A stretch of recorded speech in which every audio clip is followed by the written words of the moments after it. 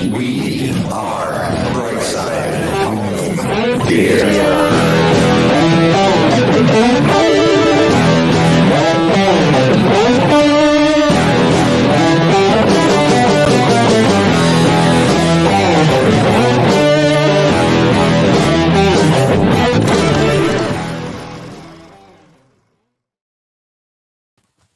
Hey, home theater nerds. Welcome to Brightside Home Theater Podcast. A home theater podcast that's all about the experiences, the sights, the sounds, the scenes. DJ, put your bra away. Come on, buddy. I'm just getting dressed up here, boys. Just trying to join it. Coming in hot. Sorry for the delay. Coming in late today.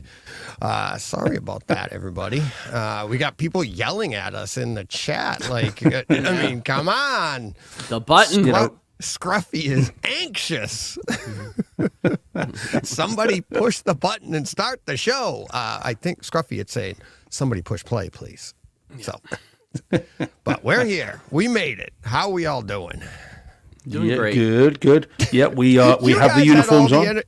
About 2 minutes ago, you guys had all the energy, and I'm like doing it, and then I'm like, well, all right, we used here. it all up. You're like, how we doing? We're doing good. We're spent. Pacing ourselves. Yeah. Got to build up. It's not a Michael Bolton song. You don't start at 11. You've got to build up to this. Oh, all right. Here we go. Steve noticed the shirts. Here we go. Oh, yeah. The shirts, the hats, the mugs. Mugs. The pens. Come on. Pens, they do exist. I can confirm. Yeah, Yeah, exactly. and they're very good if you're clubbing. Yeah. Seals? Well, those two. Maybe. Yeah, they're attracted to the light. In the dark, yeah. Oh. Yeah, so I'm resisting the urge I'm feeling a little bit like I'm at a Burger King drive-through, but other than that, it's okay. I'm feeling the need to ask if you want fries with that, but it's fine. There you go. At least the headphones and the hat. Yeah, well, you got to get you got to get the mic that comes out. Yes, And yeah, you're yeah. like, Well, hi, that's what the pen's for. would you like popcorn with that Blu-ray? Yeah, exactly. Like, can I find your seat for you? Yes, yeah, that's right. Yeah, See? You're yeah. And all if you set. don't like your order, I can tell you where you can shove this. The sun might not shine there, but this does. Yeah, we'll see where we're going. Yep. The diapers? What's the diapers? Hey, did I miss something? What the happened? bright side diapers going back to think, trying to find out that's if what we've we're got them. waiting Yeah. for. Well, little peek behind the scenes, those in chat. John's not wearing pants. That's right. And now the thing is, you're all going to have to leave it to the imagination to work out whether he means the American pants, as in trousers, or the British pants, meaning he's gone commando. We'll just leave it to your imagination. I am international. That's all I'm going to say. Don't ask, don't tell, John. Don't ask, don't tell. No. I didn't ask. John volunteered that one all by himself. Well, Paul says, "Oh, hello. I think I've got a job offer. Here we go.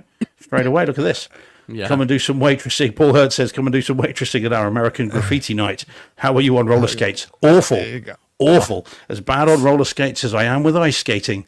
And when I last did ice skating, I nearly killed 2 people.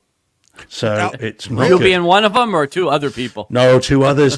Oh, I mean, I can't ice skate for toffee. And I came around, there were 2 people, a lovely couple, I'm sure, who were holding on for grim death to the side. And you had him holding on to the side, her holding on to him. And I came round at speed and I couldn't stop. And I clattered into the both of them. Oh, wow. And they both went up in the air like Home Alone. Sorry, Deej. And landed flat on their backs on the ice. So, I got out of there pretty quick, and I think they're both just about coming out of traction some 15 years later. Oh, that's funny. So roller skates are a no-no, Paul. Oh man. I've never heard can't roller skate for toffee. I've never heard anybody say for toffee. So I guess that's Well, I can think of another name. It's a family but show. It's a family show. Yeah, that's true. That's true. Let's see. What do we got? Are we going to do the merch thing then, Deej? I mean, people are saying they're loving the hats. They're loving the love the new stuff. hats. Johnny Speakers love the new hats. Yeah. Did you guys notice the backs of them? Yeah. Oh yeah. Okay. Yeah. Did Yeah. John? I mean, Yeah, it's all about the experience. See? No, I hadn't. See? Nice. I Yeah, saw that on the back of the mug, Yeah. but I didn't notice it on the hat. The mug's got Brightside logo, Yeti, and then it says all about the experiences on the back. And the hats, same thing, all about the experiences here. And then you guys have and it's the logo on the front. Yeah, they came out really nice, didn't they? Yeah, nice. Yeah, very cool. As I was saying before we started, those in the chat, a parcel arrived out of the blue last Thursday, and there's just the I was in the house alone, and the squealing that was going on as I was opening this package of delight and sheer girly delight. Someone probably thought I was showing Barbie in Cinema George. It was not. It was just me opening this package of wonders that had arrived from the States. So very, very cool indeed. Yeah. So yeah, awesome. Very cool. Yeah, you're very welcome. Yeah, man.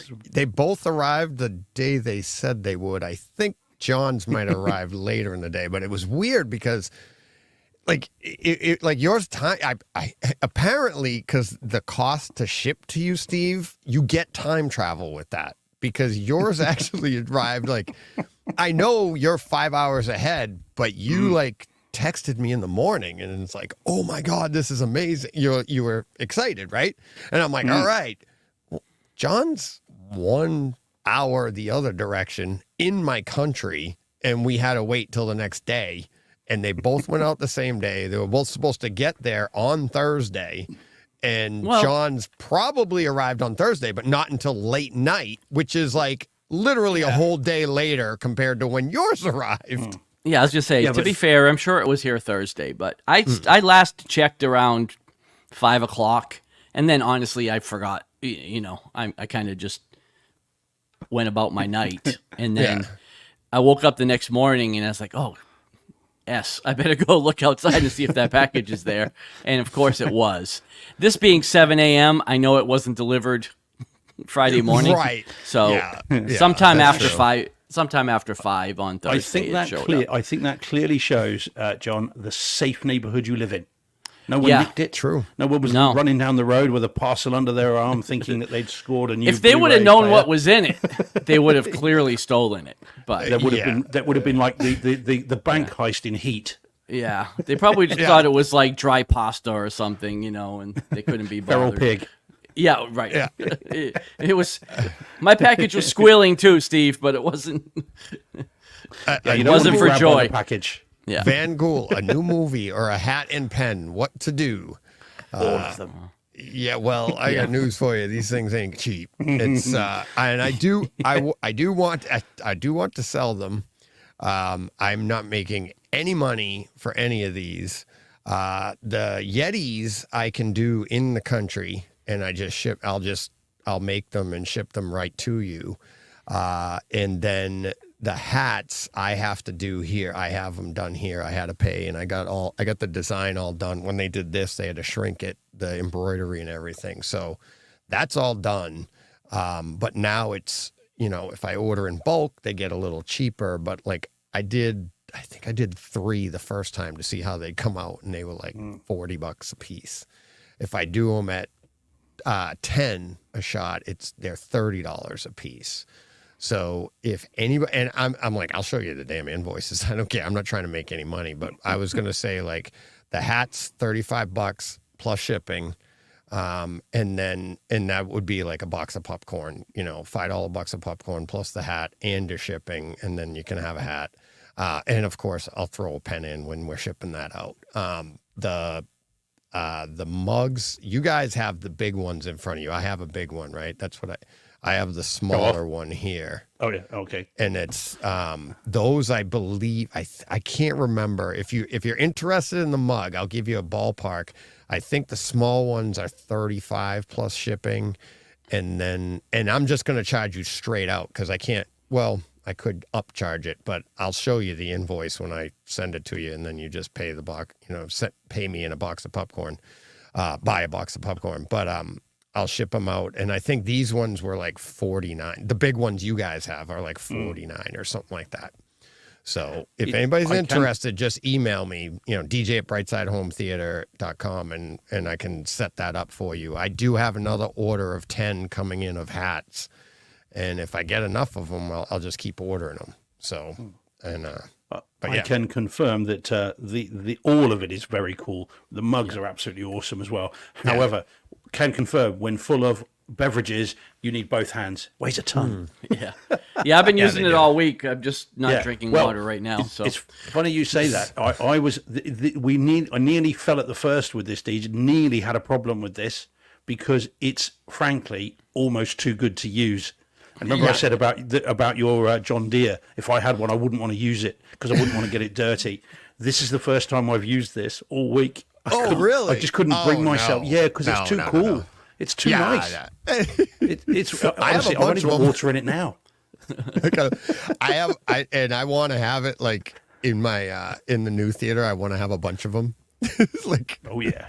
So like I'll have them up on the rack, kind of like you guys do. But these, they are nice. Yeti does a great job. I actually called them because every time I do one, I have to, like, if I do a single one, I have to redo the entire design. If I order like 6 of them, they don't save that. No, and I had to call. Stupid. Doesn't it? And it's like, I even called them and said, is there a way to save? And they're like, nope, you just got to do it as a one-off and every time. So like when I order a bunch for me, like for you guys, I probably could have just done it online and shipped it to you, John, but I wanted to put the package together. Right. And because I had to ship the hats anyways, but I'll be shipping, mugs and stuff. And so, yeah. It's cool. Well, then you should collect. If people want them, you should pool orders and let them know it might be a little bit of time. That way you can combine the art fee, because if you have to pay the setup fee, which is like $10, I think. Yeah, but I don't know if I can do different shipping. You know what I mean? It's like it's going to be that's going to be part of the cost. So they're going to pay for the art fee. They're going to, whatever it is. And it's like the first time that's how they got me. The first time they did it, the art was free. And I think now it's like $10. It's $10, and then it's $6 per side. Because I've looked at them for the store, for my store too. And it's $6 per side, and then $10 setup fee for the art. So and that's how you're they adding get 20. you. Yeah, you're adding $22 on just for the art. So if you could combine orders, you could mitigate that fee a little bit. But this is the Home Theater Podcast, and we're talking a lot about shirts and mugs, and hats. So Man, John, maybe we should get this ball rolling.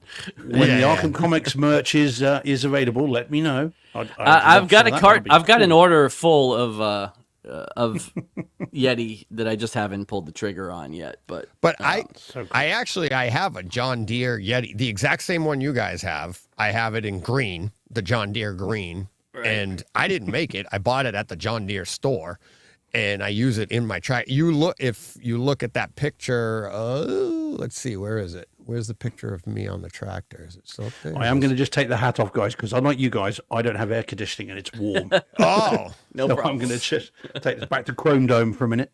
So if you look right there, that's my John Deere one right there. Oh yeah. Okay. There it is. Yeah. So they do have them, and they sell them for $49.99 in the store. Right. Which is pretty much, if I went there with the John Deere logo and did it myself, that's what I would. I could probably get it for the exact same price, So, but yeah, they're not cheap, but they are really, really nice. I mean, Yeti's not cheap anyways. So, but hey, very cool. Anything worth doing, right? All right, you want to get to some home theater stuff, John? Oh my God. Did you leave your house this week? I had some extra time on my hands, so. You think? Did you break a leg or something? What happened, buddy? I was like, I don't know.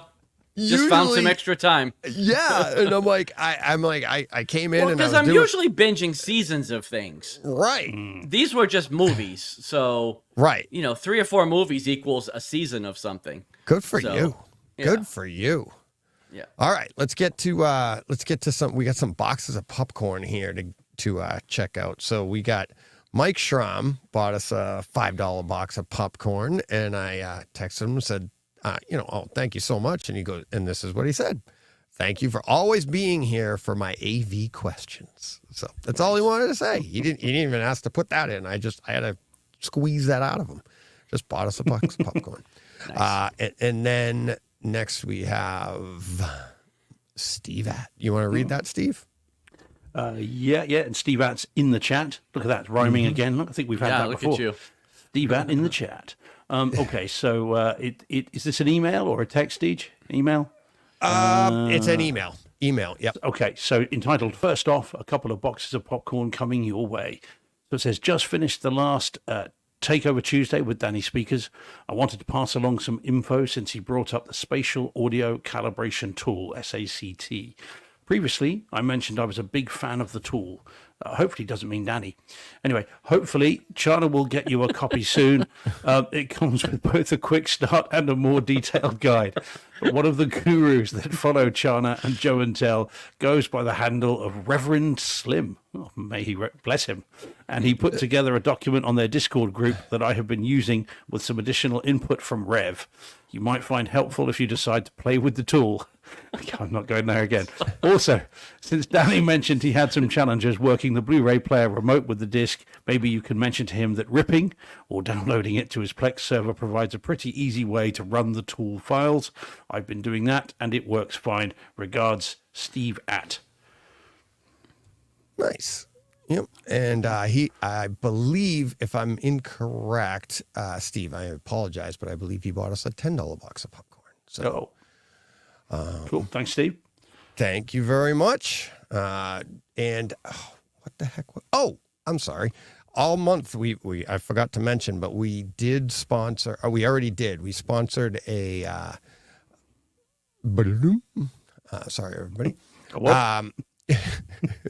We did. How do you spell that? Yeah. Did you hear it? Did you hear that noise? No, I heard you go. Oh, I thought you guys could hear my computer because it just chimed in my ear. So I went balloon. So all the money not all the money, 50% of the proceeds, or actually more than that, this month we sponsored a Pan Mass Challenge rider. If people aren't familiar with the Pan Mass Challenge is, it's a ride up here for John. Do you remember what it is? Do you remember? No. Okay, so Pan Mass Challenge is it started out as like 100 and something long bike ride, and I think they're 50 something years now, but they raise like millions and millions of dollars a year, and it's developed into, you can start in Boston and go down to the Cape. You can do a short ride, a long ride, but I think the longest ride is like I think it's almost 200 miles. You do 100 each day. Yeah. You do 100 each day, and people raise money all year to do these things. Back in his heyday, Lance Armstrong rode in it when he was looked upon as a celebrity. Right.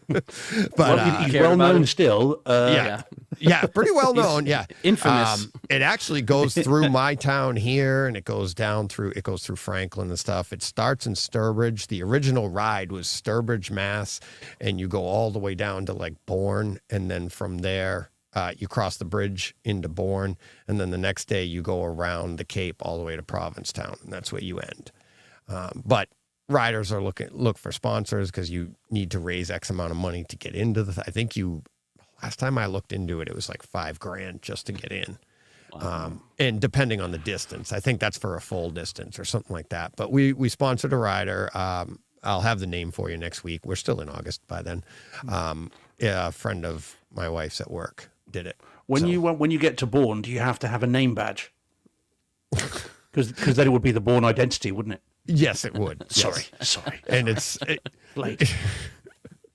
I've always wanted to do the ride. I never got the time. And then it is a lot to raise the money too. Mm-hmm. And I'm always afraid that like, instead of raising the money, I just pay it.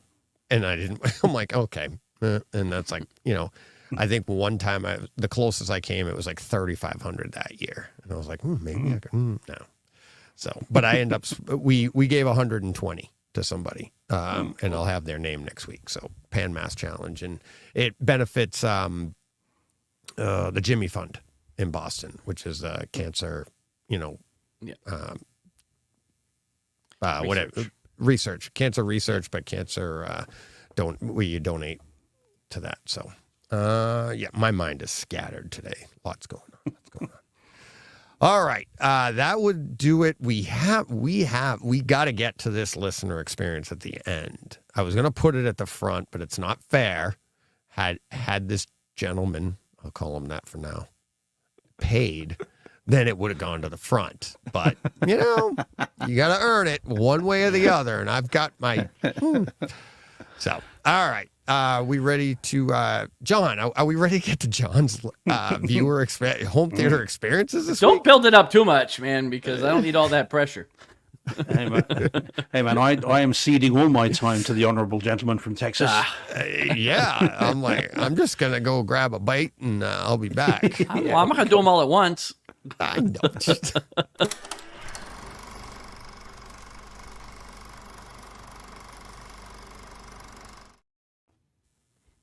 All right. John, the floor is yours. What would you like to open Doesn't matter. with? Any order. Or the order. All right. I've waited long enough. I choose Krull. Tell me what I need to know, John. Oh, now, okay, so I have that. Sorry, Deej. There you go. You got the image? Yeah. Here it comes. Boom. All right, Crawl. How quick? Yeah, so this was on Blu-ray, so 1080p, DTS Master Audio. I didn't own this movie, and when you mentioned it a couple weeks ago, I was like, well, I'm going to buy it, and I'm going to go in, and I'm going to see how it is. Depending on your fondness level for this movie, Steve, will really kind of will determine what kind of experience you have watching this. It is not a good film. Let me just say, it is not great, but it's equally fantastic. You know what I mean? Like I had a great time watching this movie. It's as bad as you remember it being. The special effects really don't hold up at all. They were low budget, I think, when it was made, and they really show. But it's fantastic. Like it is so much fun. I had a great time watching it. The Blu-ray was quite good, actually. I thought the better than another one that I'm going to talk about later. I thought it was pretty clear. It had a good picture quality, it had decent audio, of course, mixed into Neural X. So, but there were some decent atmospheric effects and overhead effects throughout the movie. But I'm not going to sell it as as an Oscar winner or anything. It's you remember it. You actually remembered it more than I think. I saw this one time in the theaters when I was young. Maybe one other viewing on HBO or something. HBO, I hadn't seen it in a long time. When you commented even about the Cyclops, I didn't even remember there was a Cyclops in it. So you remembered it a lot better than I did. But I had a blast watching it. So I think you should watch it, Steve. I mean, oh man, it's you. I don't think my it's dilemma worse somehow. I don't know. Like, I can't imagine your rose-colored glasses are that rosy that you don't remember the experience of this movie. Well, but I've seen it. I've seen it multiple times, not for a very, very long time. But I loved this film when it came out. Yeah. I loved it, even to the point where I can remember trying to fashion a little, like the sort of stormtroopers. Yeah. They had they have these little guns that look like little tridents. And they're like little guns, and I remember trying to make one for a toy that I had, and when I was still playing with action figures, so last week, when I was very young, and I could remember, that's how much I love this film, and I've seen it endless times. You have a much for ages greater fondness for it than I did. Like I didn't go into this with that much nostalgia. Again, one that I'm going to talk about a little bit later is for me what this was for you. But yeah, I don't know. I had a great time, Steve. I thought it was good. I had a lot of fun. I would watch it. And so it's better than Conan then. Like you're saying it's bad, but you I enjoyed it. Well, here's the thing, because again, I went into like when we rewatched Conan a few months ago, or I don't know, probably a year ago now. A couple years ago, yeah. Yeah. I went into that with higher expectations, remembering it being great, and it let me Right. down. I didn't come into this movie with that same baggage. But Steve, again, this may be Conan for Steve, right? Because he remembers it Right. fondly. But I had a good time with it. So All right. I think go for it, Steve. I thought my dilemma was going to be solved, John. You've made it worse. All week long, I've been wanting to text you and go, right, Don't tell be me, scared. Is it good? Yeah. It's not. As it is. It's not. Oh man, I'll have to get it. Oh, and you got it. see. Okay. But if Jordan, it ruins yeah. my childhood, John, I'm blaming you. I know. Well, just fasten your seatbelts, buddy. Oh man, I really want to see it again, and I really don't want to see it again. Right. Because I remember it so sweetly as a stupid little kid. Right. Right. If I now see it as a 48-year-old, grown idiot, I'm gonna just be like, Well, man. I tell you, the visual effects are rough. Like the Beast is Yeah. pretty rough. Again, I'm not gonna lie. Even for its day, which this was what 82, I think 81, Yeah, 82. yeah, yeah. I don't even think they were good then. So I don't know. Oh man. Well, Jordan Because says, I equate this to actually no, I think it was 83 when I looked at it, because I kept equating it to Return of the Jedi. Both movies came out in the same year, but you could really see the difference in budgets between the two films. Because I don't look back now. Of course, again, I have giant rose-colored glasses for Return of the Jedi, but I don't look back on that now and get hung up on the visual effects. Like they still work for me, whereas this movie did not. So, Yeah. Yeah. but this was probably made on a tenth of the budget of Return of the Jedi. So, I mean, you can't. Oh yeah. You can't fault it for that. No. So Jordan says in the chat, he says Cruella is such a big guilty pleasure for me. I've got the HMV Premium Edition Blu-ray release. HMV is a high street Blu-ray and DVD stockist here. It's like Suncoast used to be over there. Single nostalgic tear down both your cheeks. Yeah. And so that's kind of what they're like, although they're still going here. So man. I guess I didn't make it. I guess I didn't make it easier No. for you, but No, I know. I thought you were going to say it was dreadful, in which case I'd know never to go back to it. Right. Or it was the greatest thing ever, in which case I know that I could risk it. yeah, I'm riding the fence on. But again, like I said, I had a blast. I'll watch it again. In a couple of years probably, but I'll watch it again. Yeah. And it is They the only film- have only it film. They only have sorry, it in Nico. SD on Kaleidoscape.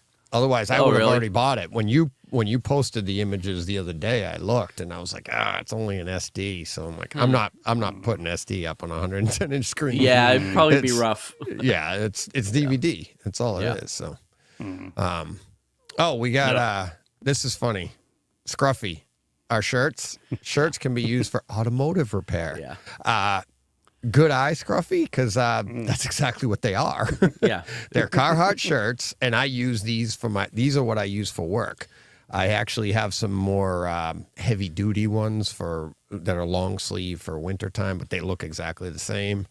These are the lighter, more, John's in Texas. And Yeah. I mean, if you're going to shows or you're going to any of your stuff, Steve, these are a little lighter. So you're not like sweating. But And all right. I don't have to wear a name badge. Exactly. Oh my God. I wear them all day. Like I come home from work, I change into this, but it's exactly what I have on for work. It just says Envision on it, right? Everywhere I go, they're like, "Hey, DJ." I'm like, "Hey." I go to the bank. I go anywhere. It's like everybody knows me, and you're like, and you keep forgetting, even Right, though it's I like, do how it do they know every me? day. I'm like, it just makes you feel good. Yeah. You're like, yeah, you're right. Lady at the checkout counter always knows me at the grocery store. She's like, All right. Paul, Steve. Paul is a man after my my youthful Used to heart. be There you go. VHS or Sorry VHS for or Crown. nothing. Now that's where I would have seen it lots. I saw it in New Zealand Yeah. in the cinema, and then I've seen it in VHS when it came out over here. Again, when I were a lad.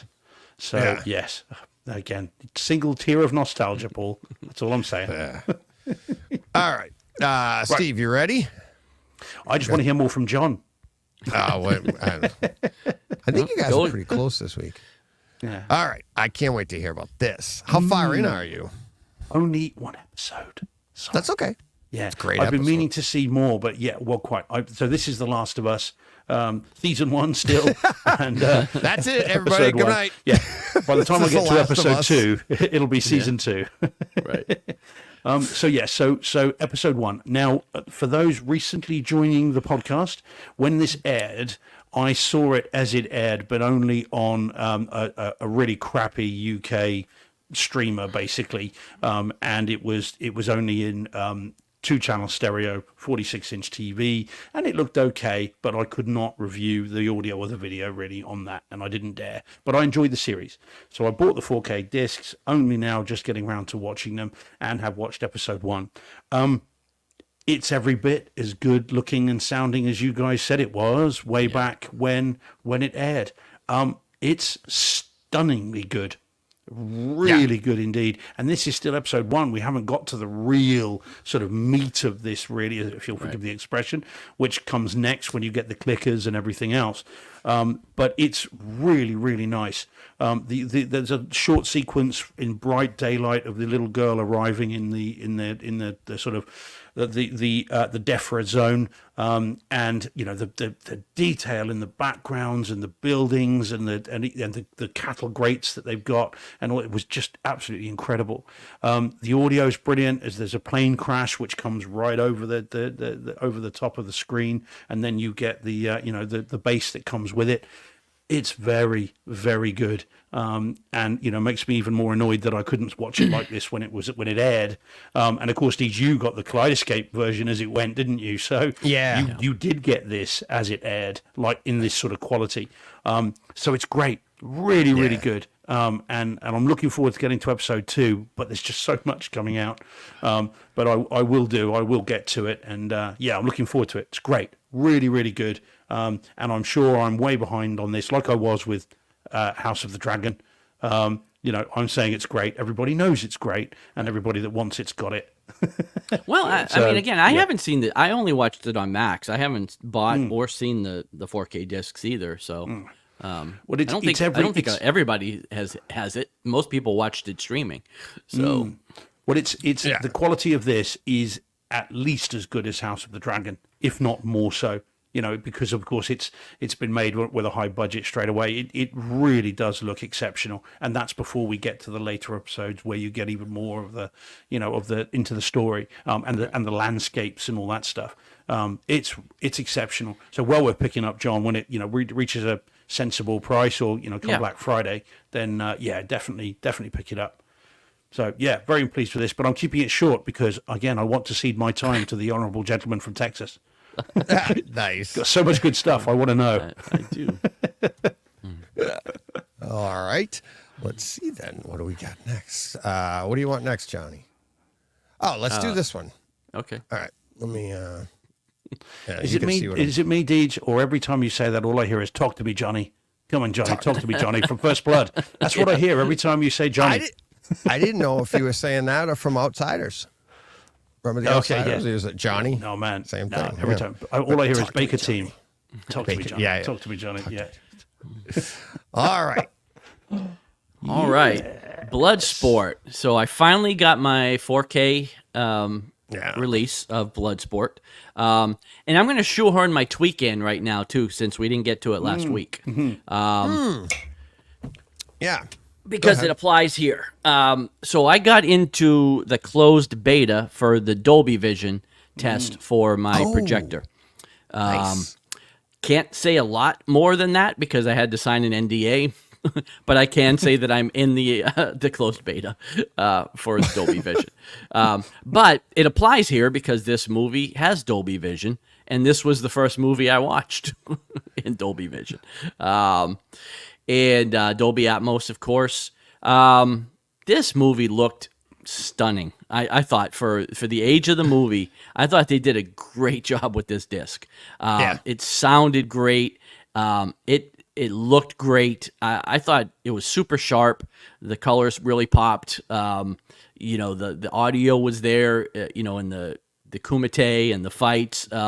Everything sounded appropriately atmospheric. And I love this movie, man. I was not disappointed. I'm sorry, DJ. I know it let you down a little bit. This movie was still as great for me as it always still loved was. it, but it's just. I mean, you know what it is, though. It's not. You know what Conan. it is. It's not Yeah, Conan. that's what I mean. I mean, the yeah. acting is rough. It's Jean-Claude Van Damme. Right. Oh but yeah. I just had so much fun watching this movie. And of course, trying to evaluate my my Dolby Vision. But Which you're not I allowed thought, to talk about. which I can't. Well, I can say that it looked great.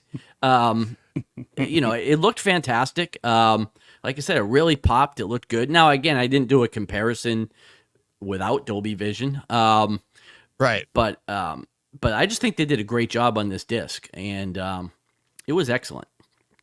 Awesome. Great time. Yeah, it great is. time. And, It is a very cool disc. I'm glad you got it, John, because of course it Yeah. wouldn't have been cheap either. So I'm glad you really liked it. Yeah. Otherwise, I would have felt fairly bad bearing in Oh mind how no, much it must have no. cost. Now again, it defaults to Dutch audio. I think I had German. to I switch think it it's German. or German. Maybe it was German. Yeah, but I had very to similar, switch to be it. fair. Yeah, I had to switch it into English Dolby Vision, so it doesn't default there. But once you get it set, it's great.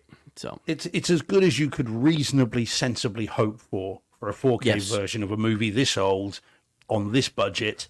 And it does look great. It's colourful as hell. I love the blooming whites of the, funny enough, of the ghee that John Yes. Paul Van Damme's got in that picture. It just looks so inviting and pure. It's great. The Kumite stuff. I love the sound of the crowd, which moves. Yeah, As it the does. camera moves, Yeah. the sound moves from left to the side of the screen. So as a movie from this time period and this budget, it's awesome and it's well worth getting. Jordan says actually quite an important thing, just again in the chat. So finally the UK actually gets it here next week. I've imported the German version. I don't need to upgrade it to the English one. I don't see any reason for that. So Jordan says, can't wait for the 4K disc of Bloodsport releasing next week here in the UK. Very cool and well worth picking up, and almost certainly going to be exactly the same version, just with English menus. right. Yeah. Right. There you go. So very cool. Yeah, So I there's put. that- Yeah, for those that that are image. watching, I put this video in to see how observant my two co-hosts were. I knew it was Dolby Vision. I knew I'd seen it. I Okay. noticed it. Wasn't That's sure. why I added it to the. I like how you want to see how observant I am, and I'm the one putting the images together. It's like, are you observant, DJ? Well, The 'cause guy neither that one of didn't you know knew- what it said on the back of his hat. Yeah. Neither one of you knew that I was in that beta, so I wasn't sure. Yeah. If you would notice I it, raised an eyebrow when I saw it was Dolby Vision on that picture. I thought that, oh my God, he's done the update. It is finally released for the projector. But I'm trying as much as I wanted to. I wanted to text you and go. Oh, I know, because I you've was got it," going to text you but- 2 or 3 times throughout the week because Yeah. of different movies that I watched. Yeah, but yeah, I yeah, wanted yeah. to save it for the show. So No, And it I does. have to exercise serious discipline not to then text you. Go. What did you think? What did you think? Tell me now. I haven't watched the whole movie since getting it because I just watched it on the Kaleidoscape, and then that looked pretty good. But this is the disc it's so cleaned up. Yeah. Compared to the Blu-ray, what that was, and I mean, the audio, I felt like it was comparable. It was, but the video is it's so much cleaner. I mean, it's It's not a so reference nice. disc, No, audio it's not wise, a reference movie. but I mean, yeah. it was still very nice. I thought Yeah. the audio was very nice. What I have, DJ, you saying that this is not the home theater experience of the year? maybe in '87, but this was this 88, 87, 88, something like that? 88, I think it Something is. like that. 88, I think. Yeah. But what's fun about these is and it's not just the acting, John. Like it's it's the entire like the way they shot things. Oh yeah. And it's like, like like they don't really move as much. It's like everything seems like it's a set. Like, oh, we like these palm trees in the background. Don't move. Say your lines. Don't move. Like, it's so funny. But that's what makes it fun, though, And like you said, it's like, and we thought this was like the best. Oh, in 1988, I was like, oh my God, this movie is like. Yeah. Only nothing to be better topped than by this, like yeah. Time Cop. And then you're like, oh my God. I saw that twice in the theater. Yeah. Actually, I saw it 3 times.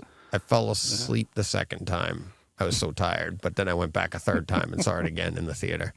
I still put this in Kickboxer as my favorite Van Damme films.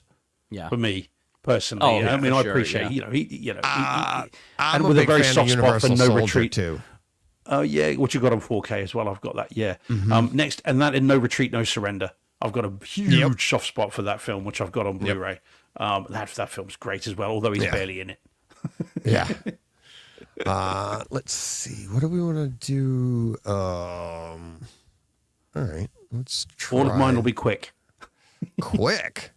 Yeah, because I want to hear more from John. Oh, I guess I don't get a turn this week. We don't have anything, so. Yeah, I haven't do. said anything in the notes. Yeah. Okay. Oh, I never made the note. Sorry. But yeah, go ahead. Okay. All right. So this one then is another one of mine. This is Game of Death, continuing our journey through the life and works of Bruce Lee at Golden Harvest box set. So yeah, Game of Death. So this is now the penultimate one. Game of Death 2 is in the box set, which I've never seen. So I have seen this one. Famously, this was the movie that was bizarrely shot. The fight scenes were shot. Yeah, leave that up, Deej. So I'm going to talk about that in a minute. So because this is something I haven't mentioned on the box set so far. So it famously, this movie, the fight scenes at the end were shot, about 30 to 40 minutes were shot by Bruce Lee when he was obviously still alive. And then for reasons I'm not quite clear about, they stopped production and he said, I need to go because I want to make a film called Enter the Dragon. And they said, oh, right then, well, we'll finish off when you get back then, Mr. Lee. And off he went to make Enter the Dragon. And then shortly thereafter, he passed away. So they had about 30 to 40 minutes of footage, including an end fight sequences, and then what they did was rather than just lose that to history, they then, a number of years later, this came out in 78, he died in 73, I think it was, 74. And so in 78, they decided to cobble together a film using doubles and some very dodgy special effects, including literally pasting a cutout of Bruce Lee's face over an actor who was just sat still on a mirror, and all kinds of other things. And they cobbled together this film, and then at the end, you get the Bruce Lee fight sequences. Other than that 30 minutes or so of fighting at the end, the movie's dreadful. It's worse than I remember it. I remember thinking it was okay. I remember thinking, oh, it's all right. And then you get the really good stuff at the end. But other than the stuff with Bruce Lee, it's terrible and really, really weak. And I'm sorry to say that the disc then only sort of shows it up and makes it look worse. The doubles they use are terrible. The effects are just abysmal. It's a hard watch. And funnily enough, after I'd watched it, I looked at some reviews, and all the reviews said, "Yeah, don't worry about the first hour. Just start it where Bruce Lee walks into the room, and then just turn it off after that." And I think I probably agree with that. So having really enjoyed the movies up until now, including Enter the Dragon from last week, this one is a slog. It's not a great movie. I think I'd have rather just seen the 30 to 40 minutes of cut footage of Bruce Lee, because everything else is terrible. Interestingly, the guy that doubles for Bruce Lee in this for most of the fight scenes is the guy that played Bruce Lee in No Retreat, No Surrender. Bizarrely, there you go. There's a segue, but there it is. It all comes full circle. Yeah, bizarre, isn't it? Yeah. This film's not great, and there's no point me suggesting otherwise. As much as I love the movies of Bruce Lee, now those of you watching, obviously those listening, if you want to watch it on YouTube when you get a minute. But what I haven't mentioned about this box set so far is that each of the discs comes in a cardboard case. And there appears to be new artwork that's been done for each of the movies, both on the outside and the inside of the packaging. And it's really nice artwork, really good. For those of you that collect this stuff, I appreciate, as you know, I don't generally, but those that do, the artwork on this is exceptionally good. So I really do recommend. That's another aspect of the set that makes it really worthwhile. So yeah, it's very, very cool. But the movie in this case, guys, sorry to say, is not good at all. So there we go. But Bruce Lee stuff's good. Well, there you go. Yeah, There you go. yeah. That's You it. had you had some good images of this. You had that, and No, I yeah, can, it's fantastic. It's really cool. Really nice artwork. yeah. So there we go. Game of Death. Game of Death. So, nice segue. So we'll try this and see what happens. Oh, All right. okay. Oh, yeah. Yeah. The 4K non-HDR Enter the Dragon. How was it, dude? So Enter the Dragon, 4K non-HDR, 4K UHD with Atmos, and we also have the 4K disc. Ran out and got it. See? Man. Yeah, see? There we go. Yeah. You got a pen there? Product placement. Yep. So, the very, very close. Very close. I compared a few scenes on these, and I thought so I watched the entire thing on Kaleidoscape and then grabbed the disc and wanted to see the difference. And this is another one of those movies that remember I told you a long time ago in Karate Kid, and you start these movies and they're like grainy and you're like, wow, it's not the same, you know? And then as you get into them, you're more accepting of it because they're not today's movies, right? Right. So I watched this entire movie on Kaleidoscape and I thought it looked great. I thought the beginning was a little grainy for me, but then it kind of smoothed out. And what was weird is I went and I put the disc in and I'm watching that and I'm like, all right, this one here is smoother. The grain isn't as evident. And then I went back to the Kaleidoscape and I went, oh, wait a minute. It's the same thing. It's just because you're now more accepting of it and you're like, oh, okay.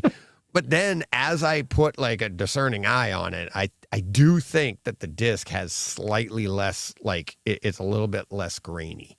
The HDR, I thought they both like HD to UHD, and I looked at some of the darker scenes, and let me see, I'll flip through here. Like this scene here, this is the mirror scene towards the end. I thought the detail looked relatively the same. I couldn't get any discernible difference. This scene here, I loved this scene. This is towards the beginning.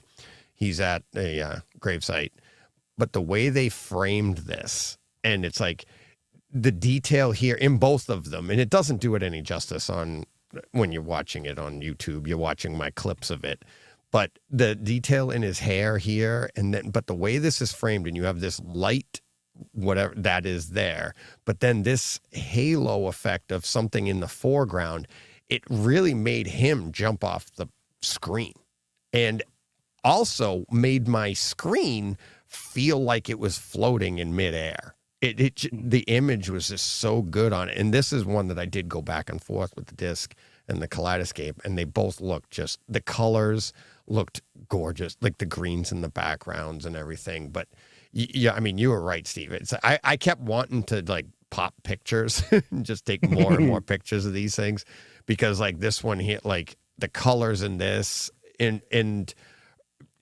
it again, YouTube doesn't do it justice. Us putting our images up there, it's not the same. But just seeing those colors pop the way they did, and you could kind of see it here. His wounds. This movie wasn't made for 4K. It was so funny because you're like, especially the one on his chest. and there's like no rhyme or reason to why one's shorter, like the middle one's shorter, but yet on the guy's hand, that's the longer blade, but yet, and that's the part of his chest that sticks out further, which should be longer. So it's like, it's just, and you can just see the paint marks and then like on his face and on his stuff. But that's how good the image is. It looks really, really good. So I had a lot of fun with this one. And again, like you said, never looked better. There's a shot because I put a couple of shots up on Twitter after I finished because I was just taking shots and shots and shots. There's a lovely shot of O'Hara at the point where there is the incident with Bruce Lee's sister, and there's one shot of him there where you can see every hair on his head. You can see the 70s stitching of his sports coat and his roll neck sweater and this kind of stuff. And all of this is just, it looks gorgeous. And you can see all the pop marks on his skin. I mean, it's the sweat, like you were saying last week, yeah. the sweat when you get to the end scenes in the final battle or whatever. And it's just like the glistening of the characters, and there's actually one part when he goes through in another one that I was going to grab a picture, but I just wanted to watch the movie. But like there's actually there's a jump take, jump cut, and just to change views, and all of a sudden he's not glistening the same. It's like he looks a little dry, and then they come back to it, and it's like, but that's how good the image is, where it like like you say, like each bead of sweat, and it looked awesome. The scene where the woman there is going to each of them to offer them the women, right? And the first room she goes in, when she goes in there, and they put like, it's almost, I thought they were doing like the Sybil Shepherd blurring the screen, because and then they go to the character and he's like crisp, perfect edge, nice definition. But then they went to Bruce Lee's room, and she was crisp and everything. It was, so I was like, that was weird. I don't know if it was just bad filming or something, but it was weird. The it was lenses, different lens or something. But it looked like it was on purpose. But then they didn't do it later. So I don't know. But it does. It looks so good. What did you make of the audio? Awesome. Absolutely awesome. That Apple scene you were talking about is amazing. There's some knocks at the doors that come at the back of the room. There's tons of pans, lots of stuff, and again, like it fits, right? And it's not something that you're like, oh, this doesn't really work. It's not like Psycho will always be the one that shocked me the most. That has DTSX, and it sounds absolutely amazing, and it doesn't feel like you're like, well, this is hokey. What are you getting DTSX on Psycho from the 60s? Same with this one, but it just fits so perfectly. And the only thing I thought the dialogue was a little, I mean, it's dated, right? It's 1973, and it's like, it felt like it was maybe a little too loud, and it even, I know it's in English, but it even felt like, like a Japanese film or an Asian film where the lips don't move the same, because it's dubbing, but it's in English with English. So there was a little bit of that. Other than the briefing scene with Lee and the Braithwaite, is it, when they're doing the projection briefing, the film was shot without recorded dialogue. The whole thing was recorded afterwards, everything. Right. Yeah. So there's always going to be issues there with the syncing, and then the telecine sort of recording, bearing in mind how old it is. But that's the charm of the movie as well. I think that's just what I like about it. Yeah.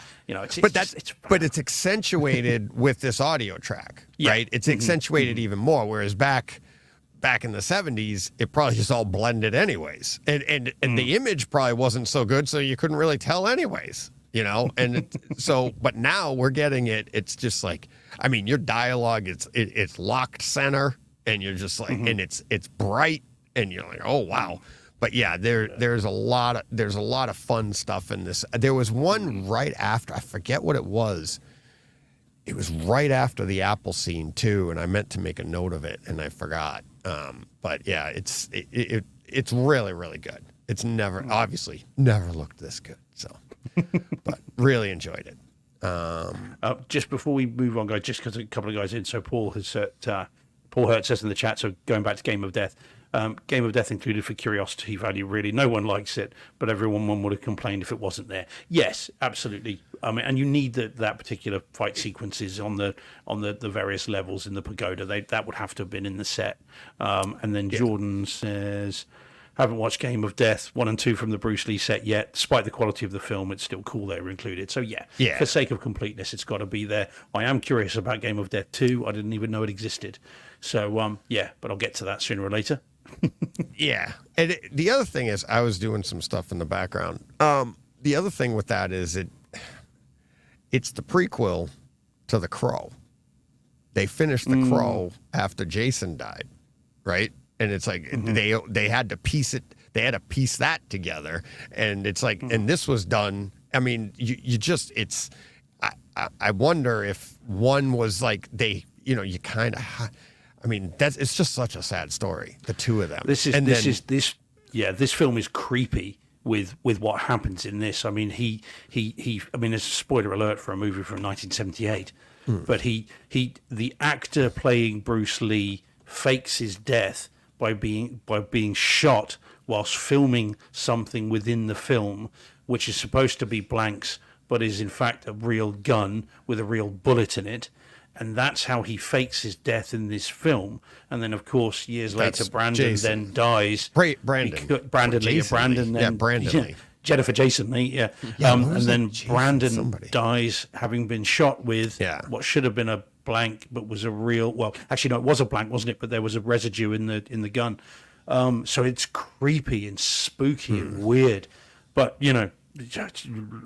art is stranger than fiction, or just bizarre. But there we go. But it's not a great movie, as I said, but you certainly would want it in the set, and I agree, guys. If it wasn't in there, everyone would complain, and rightly so, for 130 quid.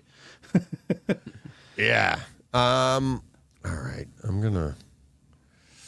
let's see. Let's get to this hot button topic right now. Oh, jeez. Let me guess. Okay, now John. Now look, for the second time tonight, I'm on tenterhooks. Yeah. All right. So this is Evil Dead Rise. For those who are not watching, Evil Dead Rise. I watched this on Max with Dolby Vision and Dolby Atmos. So I did not buy the disc. I dug it. I like this movie. Yeah. John, you legend. Yeah. I like this movie. I agree. Now, again, the comment that you're going to get to, I'm sure, is the one we've read in the notes about this movie. We'll get to that after. Well, but what I'm going to say is, like, I have the similar sentiment that I can't testify to whether the disc is reference or disc of the year because I don't have it. But my experience on Max was pretty epic. I mean, it was really good. So I can only imagine that the disc is that much better. I thought the audio was just incredible on this. I will never try to convince DJ to like this movie, but I can't disagree more with almost everything you said about it. Like, I thought this audio track, I thought the audio track just hit from start to finish. Like, you were talking about how you didn't notice through like the center of the movie. You talked about the beginning with the fly and stuff. But there was ambient stuff. But there was ambient sound the entirety. What does this run? 96 minutes. Yeah. Like there's audio for 96 minutes in this movie. I heard all kinds of things. Flies. I thought the soundtrack was great. Evil Dead were rising all the time. I don't know what you're talking about. Like, there was you said no Evil Dead rose at all except for one. Like the whole entire movie. That. Yeah, you did. I didn't. No, I didn't because I didn't spoil it for anybody, John. What's to spoil? It's in the title. Like, Evil Dead were rising the entire movie. Like, there's nothing spoilers about that. It's in the title. That's the point of this movie. I didn't know that. How is that a movie? They fall down, die, and get up. That's the movie? That's any zombie movie. That's any horror movie of this type. I watched Zombieland. There was a point to get away. There was a point for the characters. This was Evil Dead Rise. Evil Dead. I've never seen an Evil Dead movie. You didn't have to. Well, you didn't have to. There's no backstory to be explained here. Everything you need to know was in this movie. And then that's, to me, that's what. There's nothing there. It's like again, I'm not trying to. They get up. You know, my initial comment was, I am not trying to change your mind or convince you of anything. I just disagree. Like, I feel like you were like, there was DJ, audio. I feel like Evil Dead were rising. DJ didn't say that because DJ didn't spoil it, so you can't say I didn't say that. What did I spoil? What did I spoil by saying Evil Dead Rise? John, I'm not accusing you of spoiling. I don't know, but what I said is, you're saying I said nobody rose. All I said was, I didn't say. I never said judges nobody roll rose. the tape. When did I say nobody rose? You said there was only one. You said there was one scene in the middle of the movie where it happened one time. One of them literally rose. One of them literally like floated over the water. Right at the I just remember watching this thinking, Evil Dead are rising every 5 minutes in this movie, so I don't know what what you're talking about. Didn't you mean though, Deej? I think because I've listened to it and rewatched that bit before a few times this week.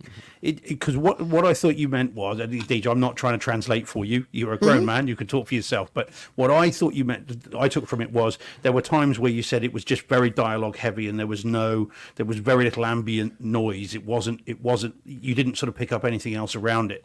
And I think I was saying I did pick up rain outside and traffic, and you could pick up little things going on, little air vents, and noise in the building and that sort of stuff. Is that what you mean, John? Is that the kind of stuff you're talking about as well as exactly? All the... Yes. I just felt like there was engagement in all speakers almost the entire movie.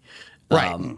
Like there was something happening. To me, not to the level of like reference movie of the year. I mean, it was there, but it's not like you're like, oh my God, that's not demo material that you're going to say, everybody listen to the ambient over here. That's all I'm saying. But I again, didn't say it wasn't there. Kind of paraphrasing you from the past, does reference have to be loud or bombastic? Like, nope. Can't the fact that that all 11 speakers are engaged for 96 minutes, can't that be reference? Like, if you want it to be, then it doesn't have to be loud or bombastic or explosions or anything. Like, to me, and I know you agree with this because you've said it before, the best Atmos tracks are the discrete sounds. But those aren't discrete, though. Those are ambient. Those are ambient. Like, well, right, but like I'm saying it's the stuff that's not in your face. It's the stuff that you just hear because you're enveloped in the stuff that envelops you in the film. That's what are the best Atmos tracks in a movie. Right. And I felt like this movie had that. Like, see, I all don't the way compare. Through. I don't So. Because, and I said this. Roll the tape. I said this last week. I'm like, I think of when you say like reference beginning to end. That's Pacific Rim. Right? And that's where you're just like, holy crap, you're waiting for a break. And I even said, and you know how much I love Maverick. Maverick is below Pacific Rim for reference but it does have it. And then this I put behind Maverick. That's all I'm saying. I'm not saying it wasn't there, but it's like, I just don't love it the way you guys do. I love I do think it's an amazing disc. I think it's an amazing sound. I said it was great picture. I didn't think it was reference picture. I'm like, there's nothing that really jumps out. It's nice. It's got tons of detail, but it's not something that I would be like, oh, you have to see this. And, and then when the story itself, you're like, Evil Dead Rise. You're right. That's the entire movie. It's like they die and they get up. They die and they go. And it's like, that's it? I don't know the Evil Dead series. I'm like, if that's all I'm in for, that's not even entertaining to me. And it wasn't. My wife and I were still like, what the hell? We don't understand. Like, that's, I mean, well, again, none of these movies are high art, though. Like, you're not in these things for... you're not getting Shakespeare level dialogue plot or story. Again, you can have your opinion. I'm not trying to change it. I said that. thank you don't you. have to like it. I don't care I if know. you like it. I'm not trying to convince you or explain backstory to you to make you like it. I liked it, you know. No, but So you that's- started your thing saying I was wrong. I just thought you were wrong about the Evil Dead Rising. If you go back, that's all I said, because I didn't say you were wrong for not liking the movie. I didn't even say you were wrong about the audio track. I just said I heard it. I just thought you were wrong when you said the Evil Dead only rose one time, because that No, was not what happened. The one thing I was talking You about know. that you're referring to is like the entire story, like the story. It's like there is none for one, and it's like there they is. really. What is Of course it? there is. You It's just a- told me a little while ago it doesn't have a story. I and know. now I you're didn't say saying it didn't have a does. story. I didn't say it didn't have a story. I just said it's not going to be like, this isn't War and Peace, or name any other. Thank you. There Heist. there was a story there. I mean, What was it? again, without getting into too many. What's a survival story, right? Like any other horror movie, it has as much story as Halloween does, right? You've got Right, and those you've aren't got my a killer favorite either. You've Those got aren't a my killer favorite either. that's It's trying to just- kill people, and you've got people that are trying not to be killed. That's the story, right? Who's And the then how do you survive? Yeah. You And know, who's the killer? well, it's the dead, it's the demons, It's right? the, yeah, the- Yeah, the you evil- never find yeah. that. It's like, and it's just you get possessed. Well, it's and the die. book, right? The book. Well, it's demonic possession. It's no different than again. This is no different than The Exorcist or a movie like that where. Little more but story I mean, there.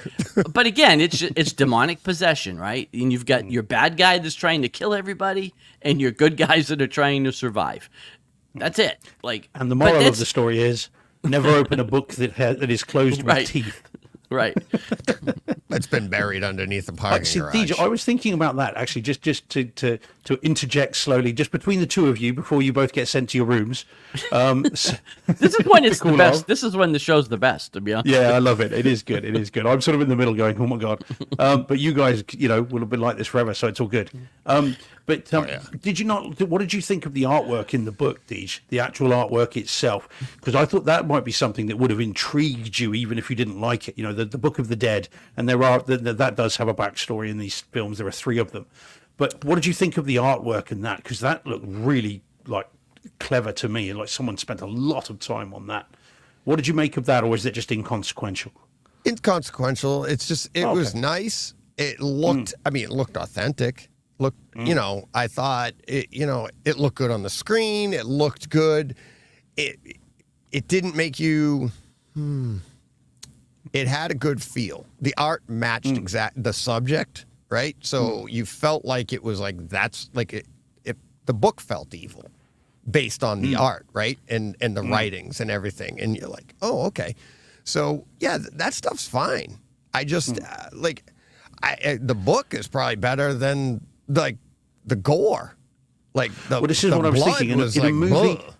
in a movie that you're not terribly engaged with, the things like that would leap out at you. That sort of production design, because the book's awesome. I'd love a copy of the book. A memorabilia thing of that book would be great. Right. I'd have that Yeah, in that cinema would be. doors Just all day Don't long drip any with the blood on teeth. it, Steve, when Yeah, you're looking at it. and luckily I paint. haven't got a record player, so I'd be Right.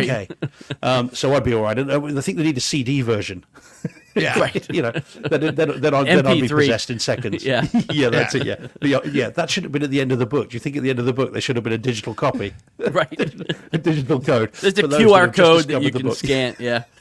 Yeah, it's Bring it up to date. It's just one of those like I this is why I don't like, and like John, perfect example. Like Jen and I even said, we're like, I'm not a big fan of Halloween. Like I like them. Don't get me wrong. You watch them at Halloween. The music is great. I reviewed the original Halloween on this show. I do enjoy it, but at the end of the day, you're like, it's not much. There's nothing there. It's like they just walk. They don't even run. And it's like, and I've always said, I've said it to Steve a bunch of times, Nightmare on Elm Street in the 80s was way more creative horror to me. Hellraiser, way more creative horror than Freddy and Jason. Not Freddy, sorry. Jason and Michael Myers. Those were just so like, I mean, even, yeah, they once you get done with their backstory and like how Michael got to be who he is and Jason got to be who he is, after that they're just wandering around killing people, and you're like, and it's a slasher film. That's all you're there to see, and I get that, but that's not entertaining to me. So, Jordan, Evil Dead Rise is easily one of my favorite films of the year. Nice. I think you might like this one, Deej. Let me pop this one up here. This is so Stephen Att. Sorry, John. I was going to go to that next. Oh, yeah, sorry. So Stephen Att says in the chat, again, doing it again, Stephen Att in the chat. That's basically, that should be a separate segment, Yeah. Deej. So it says Evil Dead Rise versus The Fifth Element. Sounds like material for a WWE cage match. Right. Loser must leave the theater. But you don't love The Fifth Element, do you, Deej? You like it, but you don't love it, do you? I like it a Whereas lot we more love now. Evil Dead Rise. Yeah, that's It's got to be a movie you love, something you defend, forever. yeah. No, I mean, like I said, I can't argue with you about Fifth Element. When I first saw it, I'm like, it's kind of. But now in 4K with Atmos, it's like, I mean, it really is. It just pops. It's so much more fun. Let's actually, you know what? Let's get to it right now instead of pushing it to the back. Where did it go? Where did it go? Yeah. L. It's a long one. There it is. Let me see. Let me pull this up. Spoilers. I'd rather got it in. Steve, you're going to read it. Okay. Because I've you been have told to read it. Yeah, you have to read this. So here we go. Brace yourselves, everybody. There's spoilers abound, so if you don't know, don't listen. Oh yeah, I think one part is potential spoiler. There's just about it spoils gore. the end of the movie. So Yeah, I'll see how we go. I think we're okay. Okay, so this was a Twitter DM that I woke up to a couple of days ago from Mark V at Husboo333 on Twitter, who had DM'd me this about Evil Dead Rise and about last week's show, and he has given me permission to share the DM chain, although I'm missing my responses just for the sake of brevity. And so anyway, so the first one says this. It says, Steve, Mark says, Steve, I can't 100% agree that Evil Dead Rise is a reference disc because I don't have it yet, but I had a very good experience on HBO Max. Everything you said about the Evil Dead film was the same for me when streaming. I can only imagine how much better it would look and sound on disc. I'm about to rant, but just remember that this comes from a place of love and slight frustration. LOL. I love the show, I love the triplets, and we wouldn't be at this point without DJ. Now But it's comes time my for him to rant. go. Yeah. So, a freaking wood chipper arcing a stream of blood through the air isn't gory. I think he means it wants question mark there. I'll add that. Yeah. All right, yeah. How about the Atmos in the air vents scene, or the rain that you, bracket Steve and bracket, brought up? But the worst one of all was when he said Malignant was a better movie. You could see the ending of Malignant in the first 10 minutes on that straight-to-streaming movie. Of course, he wasn't paying full attention. He was too busy thinking about how they made the visual effects and how that would never really happen in real life. For a guy who always says leave your brain at the door, he doesn't follow his own advice for horror movies. I don't know, is that an exasperated emoji? I don't know, something like that. Anyway, yeah. He says, okay, I'm done, lol. I bet John will back us up. There we go. Also, if you read this to DJ, please use the polite Englishman voice and not mine. LOL. I respect all of you guys and your opinions, so I can't say he's wrong, but I disagree. LOL. Keep bringing these horror movies on, Steve. I would have never caught the hovering drone if it wasn't for your take. Thanks again. The horror movie brother from across the pond. Now, and then before I'd read that, he then sent again, because he was obviously driving and was listening to the podcast. I hope he pulled over to send that last message. And then he says, Meg's college nickname, laughing emoji. When she's called in and you asked if you could apologize, I almost wrecked my car from laughing so hard. That was awesome. You can't get that on any other podcast. LOL, you guys rock. And then I responded to him, which is in here, and I just said, look, Malignant, I actually really like Malignant. And he then said, LMAO. He goes, I like Malignant too, but I don't think it was a better movie. And I did ask him, can I put this on the show? And he said, go ahead and include if you want, but please emphasize this is playful banter and in no way evil or malignant. Well done, Mark. Nice. I thought you'd get a kick out of the rant. And then I heard the Trench comment, haha. I do wish he'd leave his brain at the door for horror movies, though. He'd probably enjoy them a little more. So yeah. Now I did debate as to whether the first bit was a little bit hard, but he does mean it in a nice way. He's not being horrible about it. I think he's generally just defending horror movies. As horror fans, Deej, we're a small but vocal group. So I'm not gonna go off on Mark. I'm not gonna get upset. I've calmed since first read. No, I'm just kidding. Steve sent this. I was laughing my ass off. No, Mark, thank you. The only thing that, honestly, I'm not mad at you, Mark. I'm disappointed. Why didn't you bring this to me? I said, how many times have I said, Takeover Tuesdays, you don't agree with me, come on the show.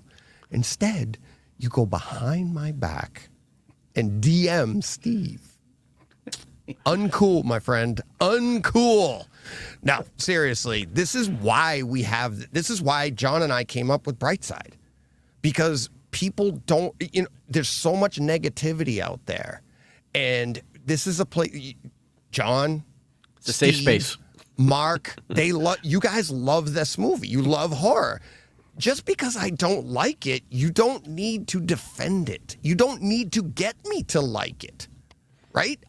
You know what? It's like, I don't want any of you to love my wife the way I do. So why do I care what movie you like? And that's why I started this podcast, is because I love my movies for me. And I want to talk about that. And I want to talk about the stuff I love. The irony is, the few times I actually take Steve's advice, watch a movie, and then not like it, because we do have different tastes. It's not his fault. It's not like I'm saying Steve's awful taste in movies. It's different from mine. We have a lot of similarities. We have a lot of disagreements in movies. Doesn't mean either one's right or wrong, right?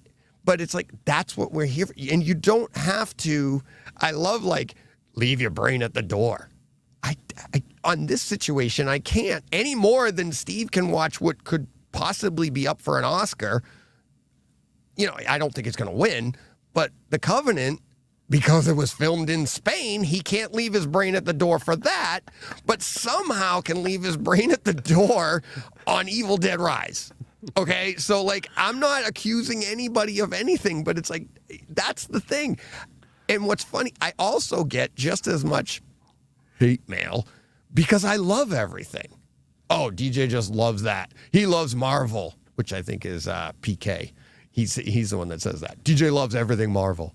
And it's yeah, I do. But then, so that's bad. I don't like something, that's bad. And they're all different people.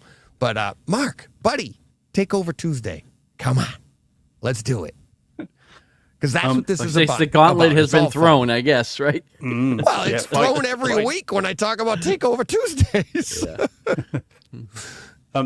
Deej, this has just come through. Do I sound distorted to you guys? John Thompson says it's a little loud, but I think it's okay. Yeah. We could be. It could be when we're talking over each other too, because of the stream. Don't turn it down now, because it'll just mess with all our audio. We'll work. We're looking to improve each week. So, sorry guys. Hope it's okay. I'll do my best. It might be me, to be fair. No, it's. I mean, it's a stream. We're doing our best, and we're trying. I'm getting a phone call from my liquor store. I have no idea why they would be calling me. Jeez, they're watching you live, and it's time for a drink. I know. It's what the hell? Home. How'd they get my number? That's my question. Yeah, exactly. But you've got it saved in your phone, John. I do, because what is that telling us? Well, because I've ordered from them before. Do they deliver? Multiple times. No, but I go pick up. I just order and then go pick it up. Oh, Greg says, answer it live. Look, just because we had your wife on last week live, Greg, does not mean. We will get to, Greg, stick around, buddy. We're going to get to, we're going to get to some live stuff.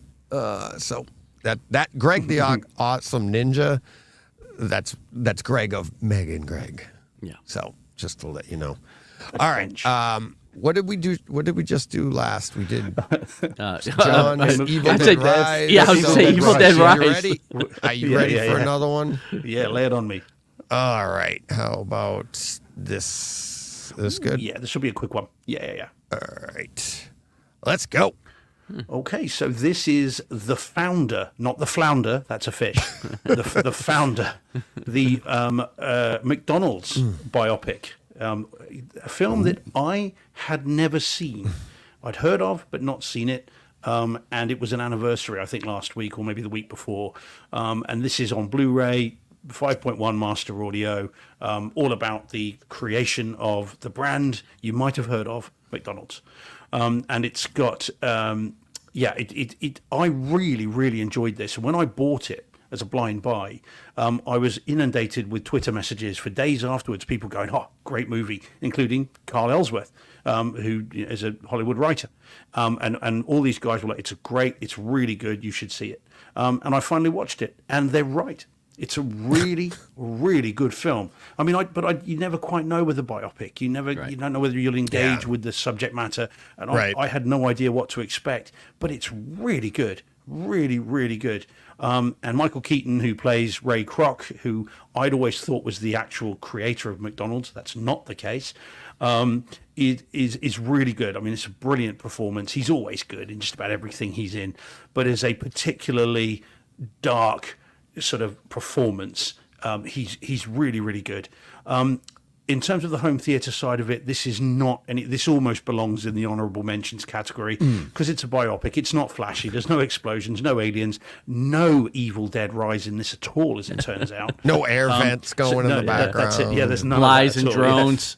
Yeah. I mean, there should be. If there were flies, it'd be a bit concerning with McDonald's, but still, it's a really interesting film. And if you're like me and you haven't seen it, then guys, I really do recommend it. The video is really good. It's exactly what you'd I do expect like you, with a Steve, Blu-ray. and I haven't seen it. No, well, there we go. Then it's time to like me and see if you it. like me, if you're Yes, like me. yeah. If you're like me, yeah. And what is good though is that this film has a score that seems to be running throughout the movie. It almost doesn't stop, and that right in Neural X nicely sort of sets itself around around you. You know, the music you can hear above you and behind you, and it's not a fairly lilting sort of score, and so that was quite nice and actually brought me into the movie even more. But yeah, as a film, I learned lots of stuff that I didn't know, lots of things that I had never realised before, and there's a nice slice of Americana in here as well, because it talks about and shows the time when the drive-through, I suppose, or the drive up kind of burger restaurant where you park in your car and they bring the food on roller skating waitresses. Now Paul Hurt in the chat, that's roller skating waitresses again. That they'd bring the food up to your car door, and you'd eat the food, and the change from that to then what we know of as McDonald's, the going up and buying the food and eating it just out of bags. And so there's a lot of sort of nostalgia in there as well. I thought this was really good. I recommend this, guys. Those that haven't seen it, do it. Really give it a go. And it's dirt cheap again. This cost me £5 on Amazon. So it's not going to cost you anything really. And I mean, you could stream it, but I think it's good enough to buy. And so I'd recommend this one. And I think most people would, will really enjoy it. So yeah, thumbs up from me. Cool. All right. All right. This next one. This one was a lot of fun. Really enjoyed it. Ooh. Shockingly, like. Because Steve So recommended it?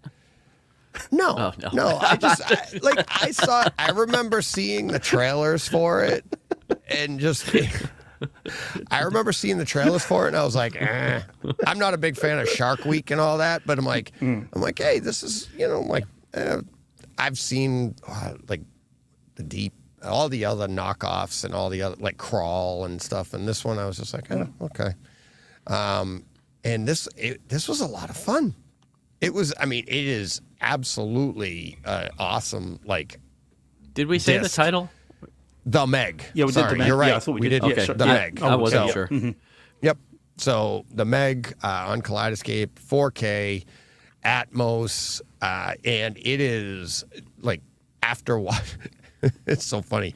After watching Enter the Dragon, and you go to this, and you're like, it's super smooth because there's like no grain whatsoever. It's just gorgeously shot compared, because it can't. Yeah, really it's high modern. contrast as well. In the What's- exterior stuff. The exterior stuff's really Well, high contrast. There's a lot of nice contrast, but then there are other more subtle parts too. It's not super high contrast all the way through. No. But it is very, very well shot. Looks beautiful. And what's her name, John? From she played Batwoman first.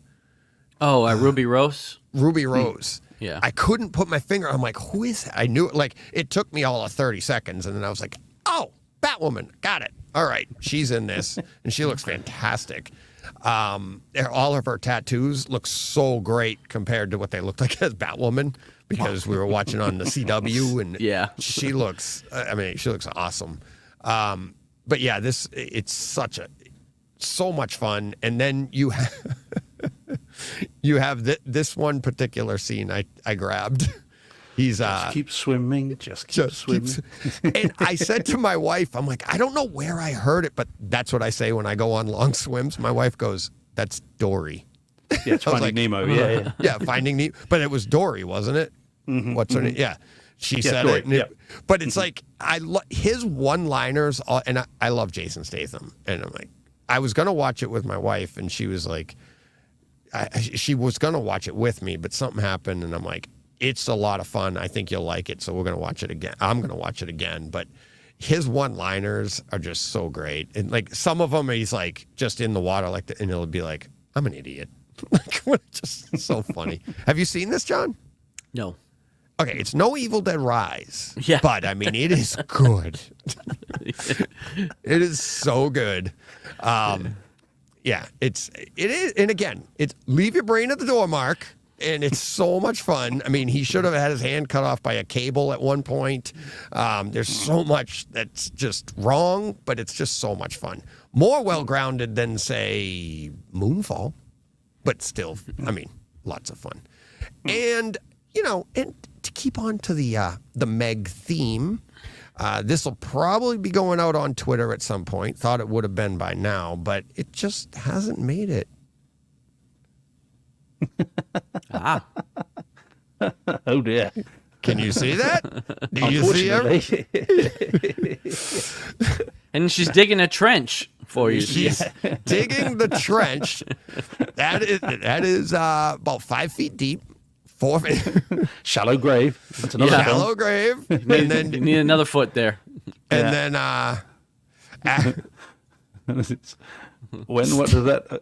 When's Steve what's it? George 11/14/74 when when the the trench trench decides. Decides. Nice. So Thank goodness you got the wrong date of birth. Yeah. It was the 13th of the 11th stage, not the 14th. I thought you sent it to me. I thought it said should the be 14th. Yeah, it's the 13th. Check and see what you. I swear to Yeah, God, yeah. I think I copied it. I think you typed it wrong. Let me look. I might have Maybe done. I did. Yeah. Oh, I did. I texted you. I texted you privately. Where did it go? Oh, you did. 13 of 74. Oh, and you I wrote like to out. think I know November. when I Okay. was born, Deej. I know. think I when didn't I know was if you born, mate. fat fingered I'm it not- or I did, because I thought I copied it right from there. But Oh, you're yes. okay. All right, my bad. Digging my grave, right? That's fair enough. There So you I'm, go. well, in that case, I'm going to haunt the cinema room. Yeah. That'll be. Just so Yeah. you know, it'll be Steve Evil Dead will Rise every rise. night. Right. yeah, over the trees. Yeah, Steve will rise. So, yeah, that was great. We had a lot of fun with that one the other day. So, all right, yeah. So I'm gonna wait to see Meg 2, or Meg the Trench at home, but because you know what? To be a little break here before we get to another experience. Around here, because of Oppenheimer and Barbie, you can't see anything else in the premium screenings because it's all taken up. And like, but if you've already seen those, and I am seeing Barbie tomorrow, if you've already seen those, I'm like the racing movie that just came out. I'm dying Gran to see Gran Turismo. Gran Turismo. I talked about it a couple of months ago when I saw the trailer for it. I'm like, this could be the movie of the year. Could be. And the funny thing is, the reviews on it that I'm hearing, it is. They're saying like the story is amazing for a video game, but it's a true story outside the video game. True story-ish. They have changed some significant and tragic events around, and a little yeah. bit exploitatively as well, from what I understand. But it is apparently good. It's a lot more widely available here. You could say the same thing about Patriot games, about the Boston Marathon bombing. It's like, Yeah, well, which yeah. they do that, Yeah. Steve. And No, I that's know, why I but don't there's a- like that there's a- movie. Yeah, but there is a death in this that triggers the protagonist to do what he does, but in real life that happened afterwards. So and it's a little bit insensitive to the person that really did die. So this is where there has been some controversy here about it. But Right. the movies are more widely available here because the Meg 2's got a pretty wide release. Gran Turismo has, if anything, I mean, Oppenheimer's showing twice a day now. That's about it in my local theater here, and the others are showing more. So it's a bit more diverse here. But I think it's a movie that the Trench definitely worth seeing. But yeah, wait for Blu-ray, Deej. You're not going to miss much.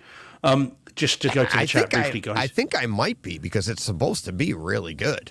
And it's like one you want to see in the theater. So Yeah. Well, I did, and I enjoyed it. It was good, but I'll get the 4K disc for sure. Oh, the Meg. Zombie You're Rust. saying, oh, yeah, you're saying Yeah, the sorry, Trench. Okay, sorry, I was buddy. Yeah, I was yeah. actually talking about the. I thought I was saying the other one, not Gran Turismo. the Yeah. Trench isn't. Yeah, I'm not worried about that. I'll see that at home. Yeah. Yeah. So Zombie Rust 5 says the Meg was great, and up there with Deep Blue Sea. Yeah, saw that one too. Saw Deep Blue Sea. Yeah. Yeah, and Paul Hurt says agree about the founder, fascinating, and Keaton at his most Keaton-y. I think that should be a proper adjective. Very good. And then Jordan is a man after my own heart in this respect.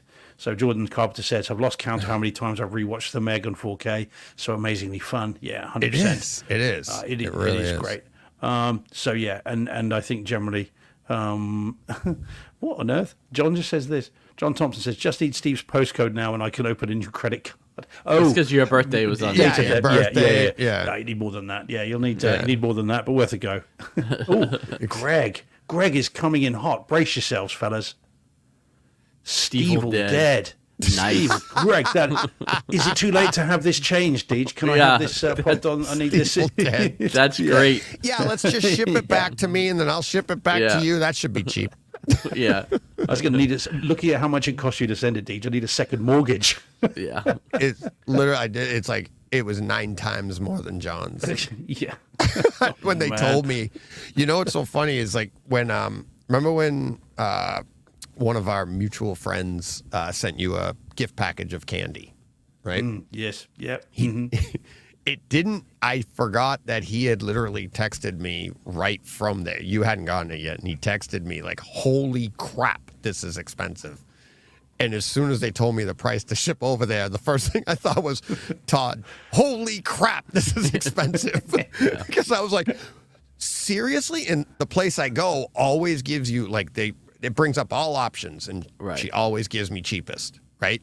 And I go, that's the cheapest? I was like, Yeah. and she's like, Yeah. yep. I was like, oh my For God. that, they should have delivered it on a cushion. Just Right. hand Oh delivered my it God. from the from for that kind of money.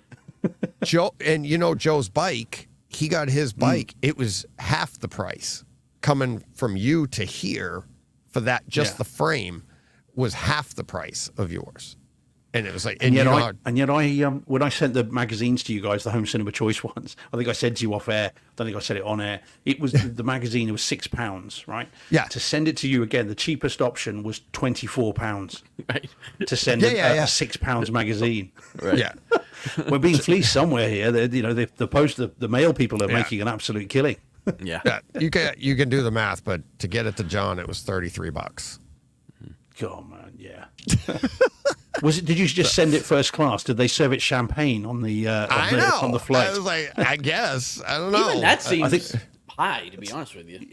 That seems. Is that why there was a hole in the box? Do you think that It they was fed probably it? because the shape. A lot of it has to do with the size Size and of the weight. box, yeah. Size and weight together. Like it. That's why if you can get it down smaller, but I couldn't because I didn't want to crush the hats. I didn't want to. That's what it was. It was everything else. I probably could have got down to the width of the cup. Right. But yeah. All right. Enough about that.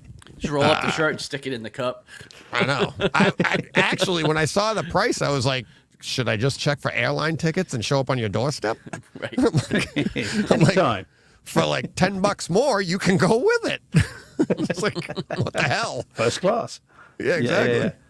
No, All man. right. Oh, John, just because John says, "Who the hell are you using for shipping?"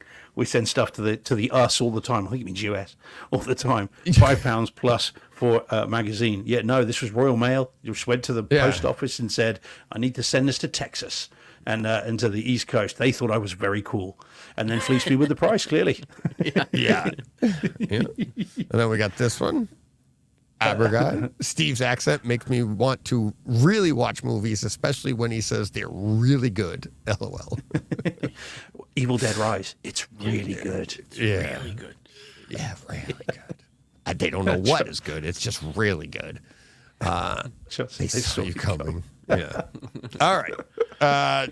John, I can't wait to hear about this. Oh, what? Oh, yeah. So The Beastmaster. Yeah, We keep so this- laughing, and the people in audio Well, I was only gonna are like, say- come on. I know. I was getting to it. This movie, like I said, this was the movie for me that Krull is for Steve. Because I saw this movie, I don't know how many times. It played on endless reruns or repeat on HBO like all summer long one year. And I loved this movie as a kid. I was a little nervous about watching this again, especially when I talked about it being my guilty pleasure a few weeks ago.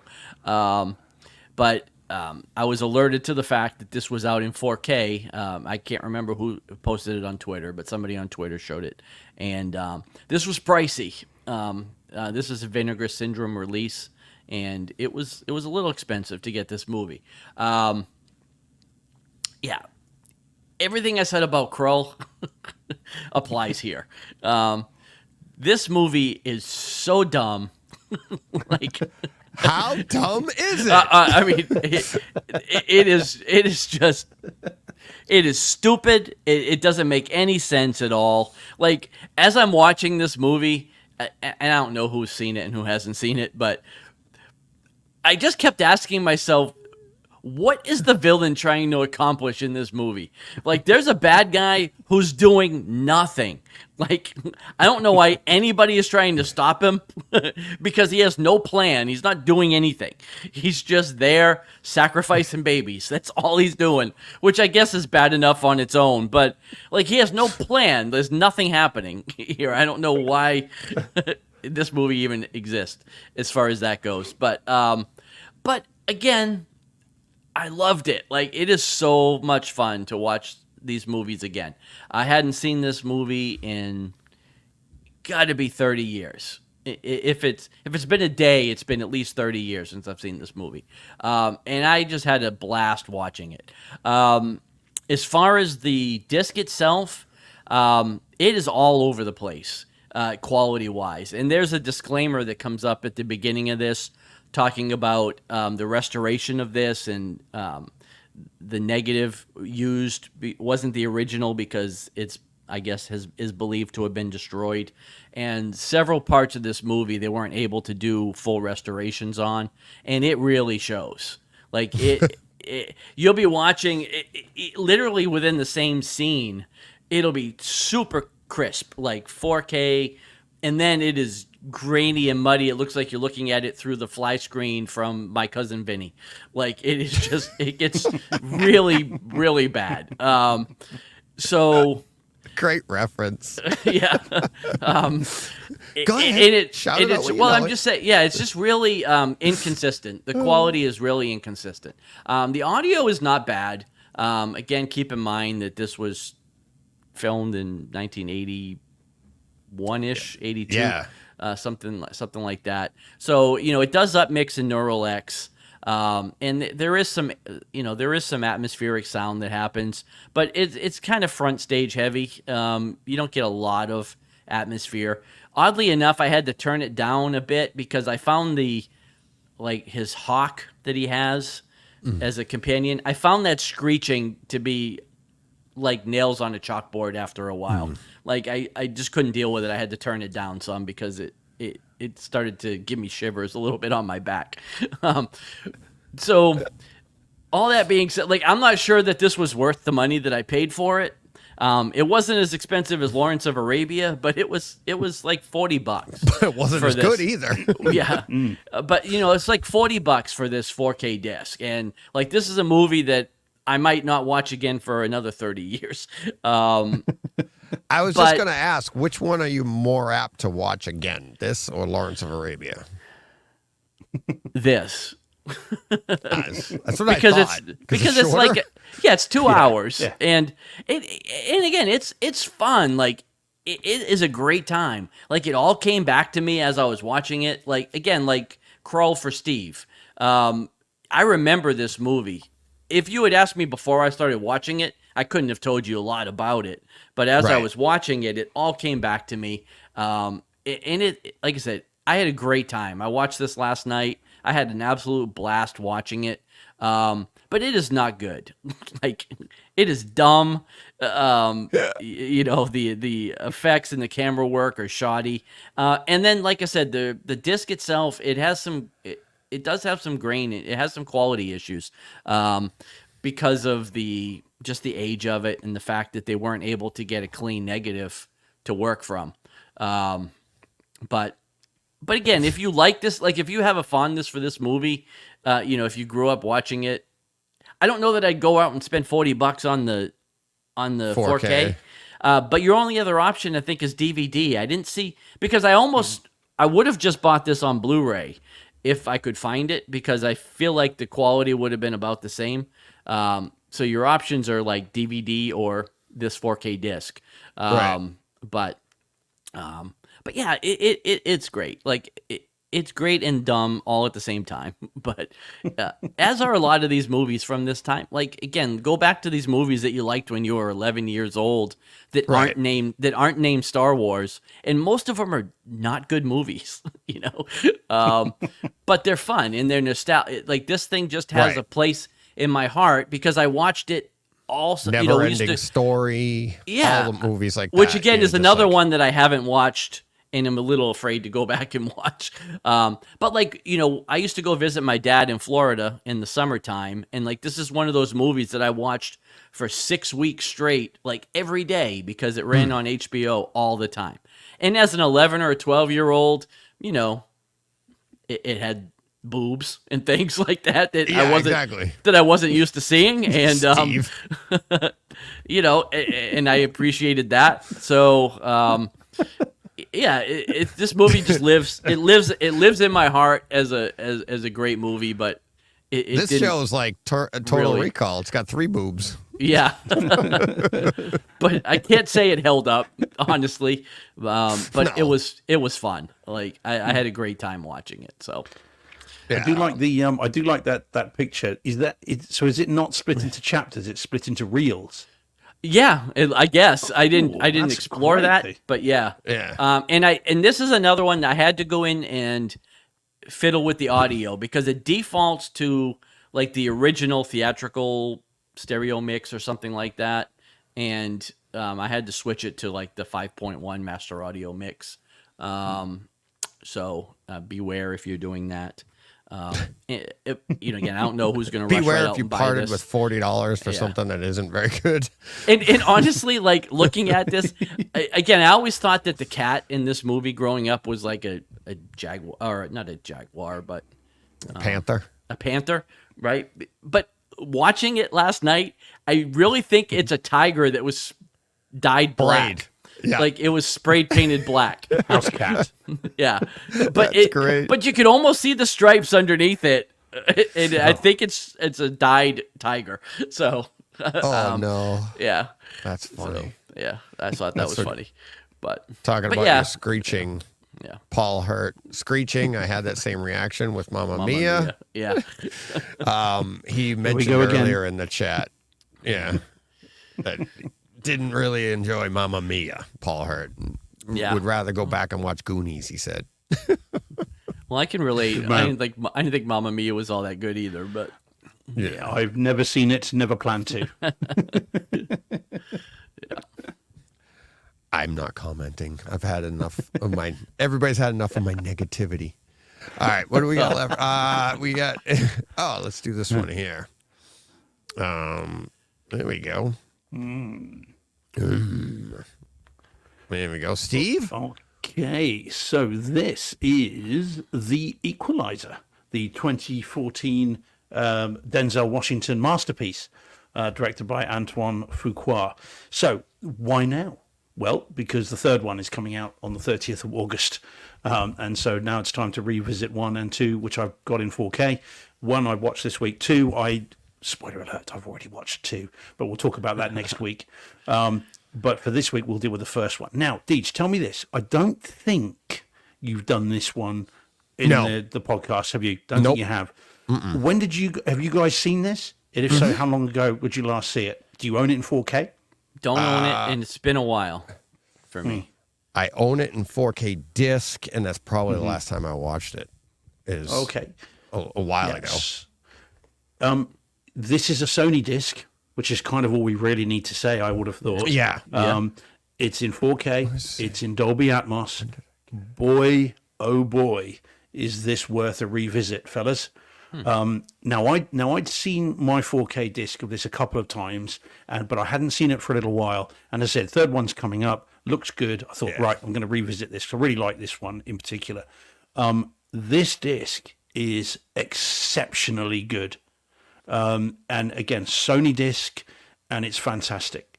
The movie is, I mean, it's obviously based off the 1980s TV show with Edward Woodward, albeit with a completely different revamp to it other than the character name.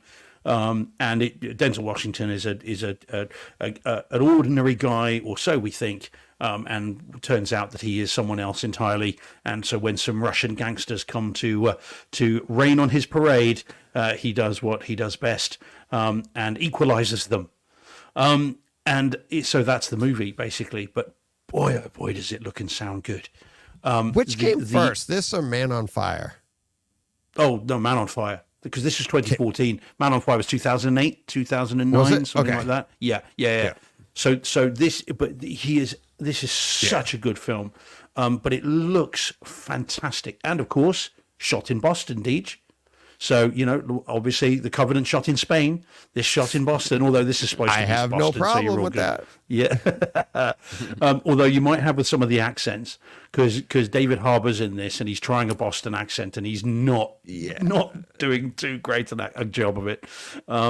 So anyway, it looks incredible. I mean, it's really been shot beautifully. The HDR on this is exceptional. Again, typical Sony disc. So you get almost eye reactive HDR at times. It looks beautiful and it sounds fantastic, almost from second one to the very end. And we talk about atmospherics, guys, in this. It is constant. He's working in a hardware store and you've got tannoy announcements coming from right above your head. You can hear people off in the distance talking. It's constant envelopment. You can hear thunder in the background, traffic noises, all this stuff going on.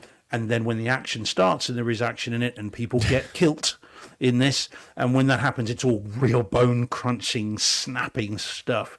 And there's a nice sequence towards the end where you've got rain and sprinklers internally, and then you've also got an explosion that takes place. And I don't want to ruin it, but it's an explosion that builds, and it moves from the far background into the foreground.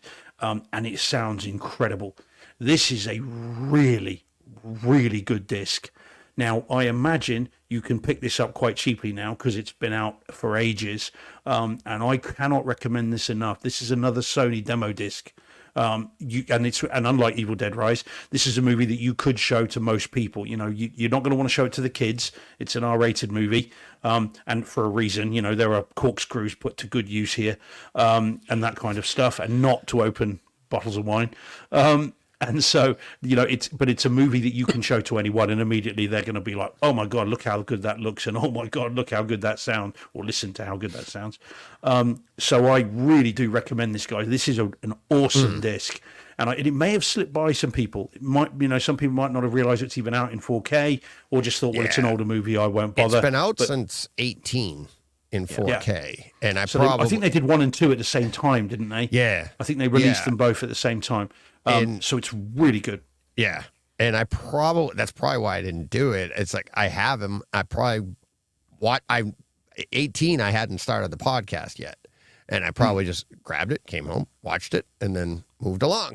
It's like, but yeah, you're right. It's like everything you're saying. It's like, yeah, it is. It's awesome. It's it's hard. It's hard to describe, but it's like the subject matter, like just like Man on Fire and this subject matter. I think Denzel Washington is he's just so good at, because I just love his personality, like what we know of him outside of movies, right? You just seem, and the way he delivers lines is there's always that hint of like a little bit of sarcasm, but very intelligent and very like, I'm not going to appear angry, but I'm going to get angry. And it's like, it's just watching him throughout the years. I mean, he's been around he's just one of those, I don't know why he's never been as big as I think he's a better actor than, and John will agree with this, than Will Smith. But I don't think he's ever garnered the stardom of Will Smith, right? Well, I was going to ask you this, actually. This is something that occurred to me the last couple of days as I've been thinking about it. Is he an A-lister? That's what I'm saying. I think he is. I love him. I love anything that comes out, Denzel Washington, you're like, you got to see it, right? But it's to me, but then it does feel like on the periphery, like outside of me, I feel like it's just like, oh, it's like, okay. I mean, I feel like he's, I don't know, like, I'm like, him, Tom Hanks. I was going to say the same thing about Tom Hanks. Like, they're great actors, but are they A-listers? Because, like, where's the billion-dollar blockbuster that they have? You know what I mean?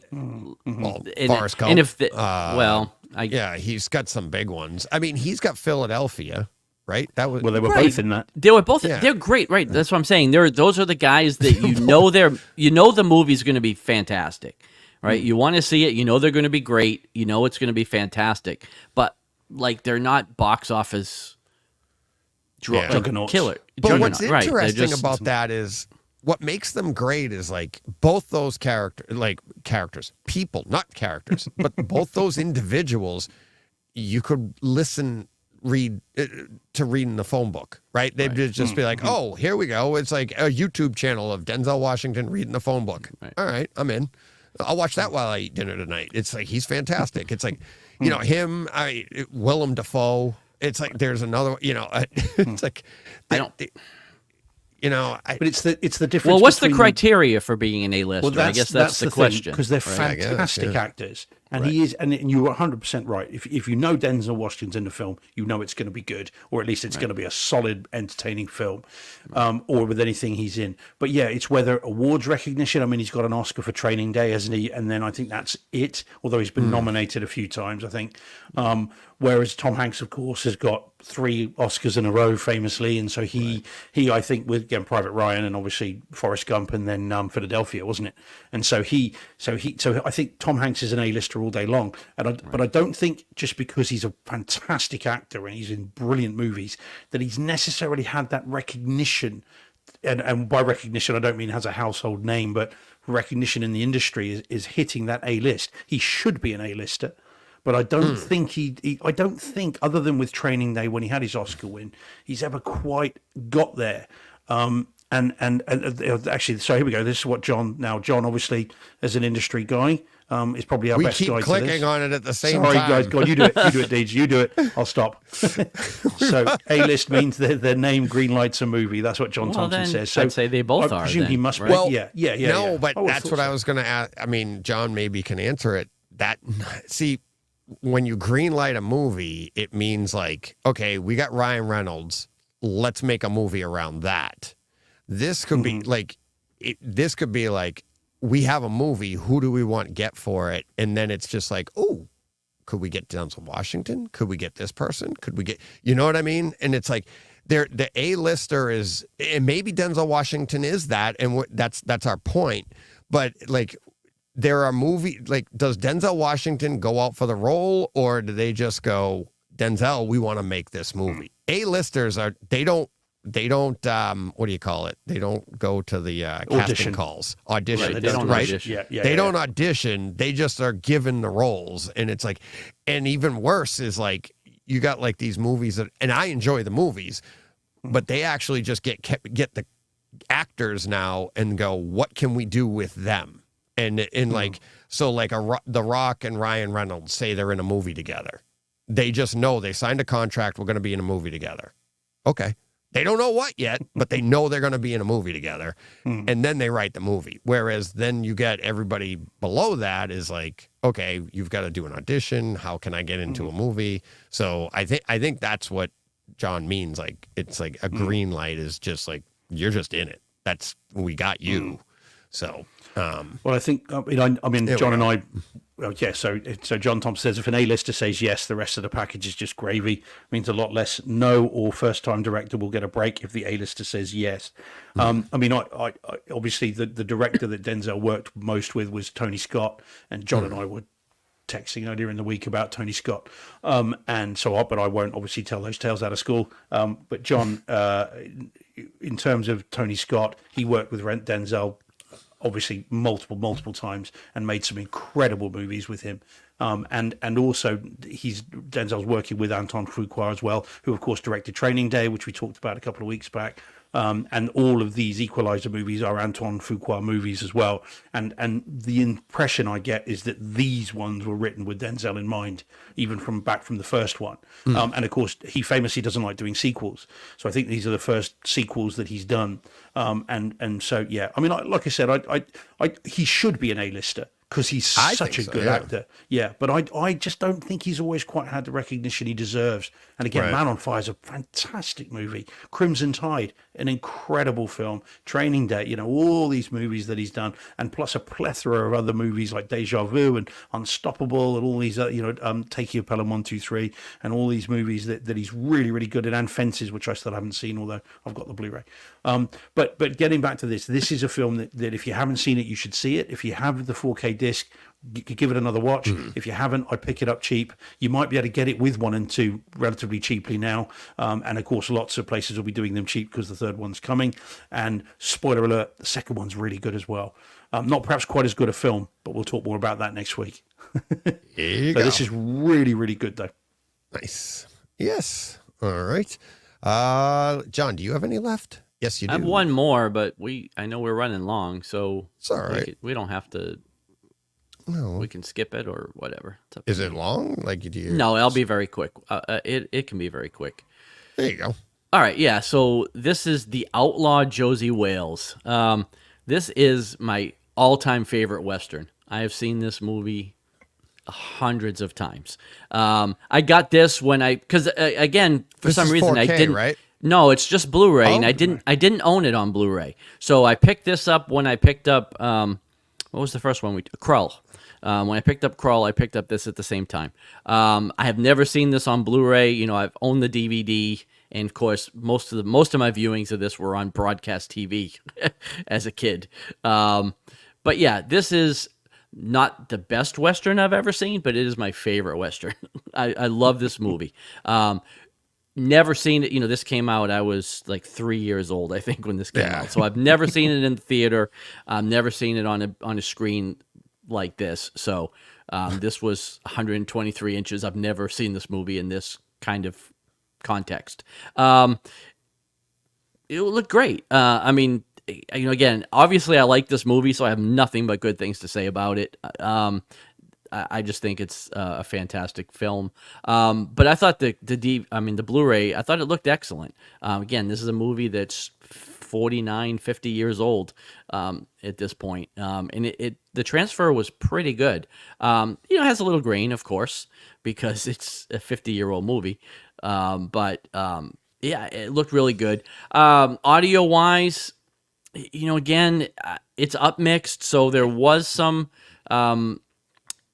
surround with the firing of the Gatling gun specifically in one of the Gatling scenes. Guns. Ooh, Yeah, you had me at Gatling gun. But again, this is not it's very front stage heavy. Like, there wasn't a lot of action happening in any of the other speakers. It's pretty much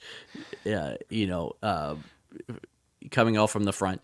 But again, for those that haven't seen this movie, again, it's dated a bit because it's 50 years old. But this was Clint Eastwood at the height of his cowboy movie spaghetti phase, I guess. westerns, Yeah. just- Well, this was not. See, this is not a spaghetti western. Right. And that's the thing. Like he's coming off of all of those Sergio Leone movies, you know, Right. in the late '60s that kind of made him a star. And you know, of course, he's done a bunch of westerns since. I mean, it seems to be his genre. But I don't know if this was the first one he directed. But you know, he directed this movie, and this one obviously had some money behind it. Had a much bigger budget than the spaghetti westerns prior. Yeah, he did the spaghetti westerns, did a few on his own. And Right, then I know he did, went away and I don't from know- it till Unforgiven, right? That's what Unforgiven was like, his big re-entry back into the Yeah, but he had Western. some other ones, and I don't know which ones came first, but like High Plains Drifter is another one from the '70s. He did some other westerns that again like were back in the States with bigger budgets, and again I don't know which one came first, but yeah, then obviously he went into the Dirty Harry series, and he did a bunch of other movies, and then Pale Rider, I think, was before. I think Pale Rider came before Unforgiven, if I'm not mistaken. pretty And I sure. think that was when he came. Probably when he came back to his westerns. But yeah, again, fantastic film. Well worth having if you don't have it, because I don't know if it streams anywhere.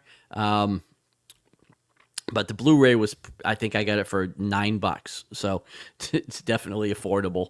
And this is a classic Western. I just think it's, like I said, it's a great movie. So Deej, if that, so John, that's your favorite Western. Deej, what's your favorite Western? Probably would be Unforgiven, because it was just like because other than that, before Unforgiven, it was just all like the spaghetti westerns. It's all Channel 38 Saturday afternoon with your dad, and it was just you didn't as a kid you were like, okay, but your dad loved them, so you did, and that's how I felt. But then when Unforgiven came out, I was just like, oh, like I was an adult at the time, and then it ended up being the first Laserdisc I ever owned, because it was the only one. Like when I bought my player, the store I bought my player at, they didn't have Star Wars or Terminator or any of the, and I'm like, I grabbed that one, and it had just come out, and I was like, because it wasn't a Laserdisc store, but I was like, that movie to me was just like, it was the modernization to me as at the time. What were we, 23, John, when that one came out? yeah, Something yeah, like it's that. been a while. That was like the modern. 95, yeah. and again, Yeah. Oh, it was is it the better 95? movie. Yeah. I thought it was 95. Well, Yeah. we would have been 25, 93, so 95. we weren't Yeah. that far off. I But thought it was again, 93. both Pale Rider and Unforgiven are better westerns. This is just my favorite. Yeah. You know what I mean? They're Oh, they're yeah, both yeah, better. yeah. They're both better films. But this one, for whatever reason, is just always had. 1992. Sorry, guys. Place That's in my what I heart. meant. Yeah, because we were just married, and I had asked my wife if I could get a Laserdisc player, and she said yes. And then we went to the store together and plunked down a bunch of cash. But I think the westerns is a romantic genre, isn't it? Again, as you say, John, it's Absolutely. not so it doesn't matter if it's the best, but it's the one that you just love. Yeah. So Unforgiven, I mean, it's a great You know choice. you know what's we have- funny? Is, go on, Deej, sorry. I was going to say, like, all like the spaghetti western, getting back to that, like sitting down on Saturday afternoon and watching them with your dad on UHF channel or some UHF channel. I hate to say it, but like, I'd have to sit down and watch Josie Wales and be like, oh yeah, I remember this. But they all blend together because you were so young as a kid. And I'm not saying that as a bad thing. I'm just saying I watched so many of them with him, and I was young. I couldn't I wasn't smart enough to know what I was watching.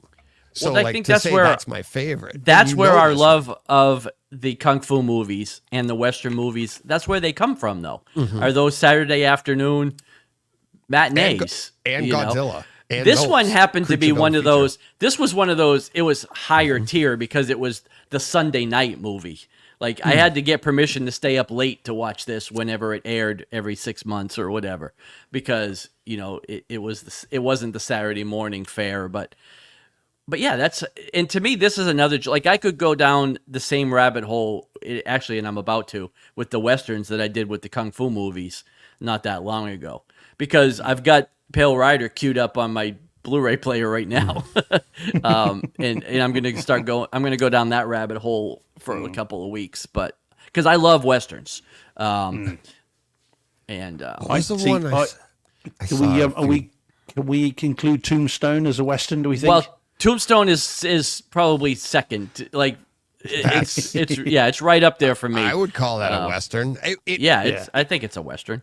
But I get the question because doesn't it not feel like one? Because it's a modern sort of blockbuster type kind of film, with all the kind of cool people of the day. Yeah. You know, they talk about character actors. You know, I mean, you it was can't kind get of cooler than Clint Eastwood. I mean, Clint Eastwood's cooler than the entire cast of Tombstone. It's like you could say, no, seriously, you're walking through Hollywood and it's like, there's the whole cast of Tombstone. There's Clint Eastwood. I'm going that way. It's like, holy crap, that's Clint Eastwood. You know, I'd be like, Well, it's almost like he was I made love for Val Kilmer. I love Kurt Russell. made for these movies. You know. Yeah. Oh, yeah. Yeah. But he's also made to be Dirty Harry. He's also, Yeah. it's but awesome. some will say that's just a western in a modern setting. I mean, you've got again the man with no name other than he's Dirty Harry, but he's going to clean up this one horse town. Right. I mean, it's pretty much the same film. It is right. It's they're all and I westerns. love Dirty Harry. And I love it. You know. Yeah. But like you said, John, it's like you've never seen this like this. Yeah, And it this was is the stuff amazing. that, like, to get back to the home theater part, and we love to wax poetic about like all of these older movies, and we're talking about the movies themselves and not the home theater experience. But to be fair, it is the home theater experience and why we're talking about them. It's like, and one of the things, like, I can't wait to get this house done, have my dad living with me so we can go downstairs and be like, Dad, this isn't a 19-inch television. I know we're still in the basement watching it, but this is how, and watch all of these older movies with him and be able to, relive them in a proper way, right? The way they were meant to be seen. And that's what these are all about. And this, I mean, like you said, it's just Blu-ray, John, but it's awesome. Awesome. Yeah.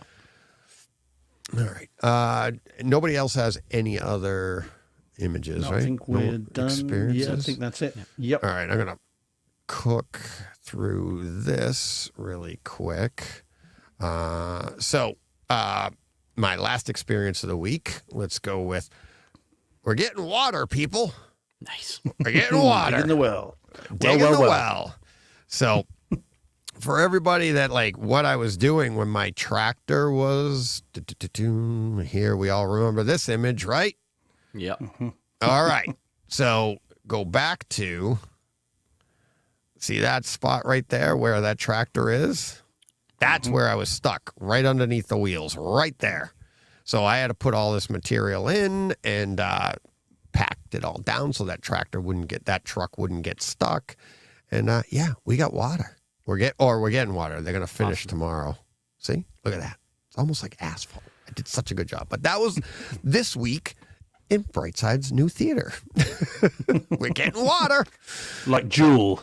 You've got, big trucks. Yep. Lots of fun. I was down there yesterday watching them there's nothing to do. They put the bid in and it takes 20 minutes to get to the next 20 feet. And the guy sits down in his lawn chair and just waits. Loud as hell, but okay. All right. We have for next week, we're just going to fly through these for August 22nd. Just whilst you're queuing those up, Yep. Can I just quickly mention Paul Hurt in the chat? Says, oh God, now where does everyone stand on Bone Tomahawk? Incredible film, which I don't think I could ever watch again. Have either of you seen Bone Tomahawk with Kurt Russell? Never heard of it. And I've never heard of it either. Matthew Fox. Right. Paul, to answer your question, it is awesome. Okay, Bone Tomahawk is a movie which mixes westerns with cannibal horror. And a bit like, from Dusk Till Dawn, you get gangster movie, flick a switch, vampire movie. Yep. Right. Bone Tomahawk is western, flick a switch, cannibal horror movie. Yep. And Bone Tomahawk's great. And Paul, I've seen it about 10 times and could watch it endlessly. It's great. Okay. That's where I stand on that one. But Deej, you don't need to. John, see it immediately. Yeah, I'll have to look for that. Steve, It's on Blu-ray. going to look for The Quick and the Dead in 4K That's another good Atmos. one. Yeah. Yeah. That's a fun one I've not too. seen that. Sharon Stone, isn't it? Sharon Stone and, and, Leonardo DiCaprio. Yeah. yeah. A Yeah, young I've seen it. Leonardo or younger. Yeah. That's All fun. I right. also agree 310 to Yuma, somebody mentioned, is a great Yep. Western. The original Yes. or the remake? I've only the- seen the remake. I The haven't seen the remake, original. Christian the Bale, Russell Crowe. Yeah, and it's got awesome soundtrack. Great bass in that. Yes, Great yeah, it's bass 4K in disc. that. It's great. Yeah, it's in DTSX. I have a feeling it might Yeah. be. Yeah, it's really Yes, good. it is. It is. As a matter of fact, you're right. Okay. We're Sorry. gonna. I'm not even gonna. Well, I guess I will. So we've got coming up August 2nd, August 22nd, next Tuesday. Sorry, I didn't do my little sounders ahead of time, but we have Weird Science from Talk 19. about movies from the youth. Yeah. Yeah, from your youth. Weird Science from what's that? What year was that one? 1980 something. Yeah. There it is. 1985. We have Nightmare on Elm Street. Nightmare Before Nightmare Before Christmas. Sorry. Yeah. Nightmare Before Christmas. Two different movies. Yeah. Yeah, don't buy that for the kids. Yeah. No, Nightmare Before Christmas. That's coming out next I think week that'll in be a great 4K disc, honestly. Yes. Um, it could. I love it that movie. potentially could be. Yep. From 1993. Hackers. Also with that. Oh, Johnny Lee Miller. Yeah. Must be really young in that. That's he played what's it Johnny Lee Miller was Sherlock Yeah. in Yeah. the show Sherlock. Or Holmes Lucy or Liu. whatever. Yeah.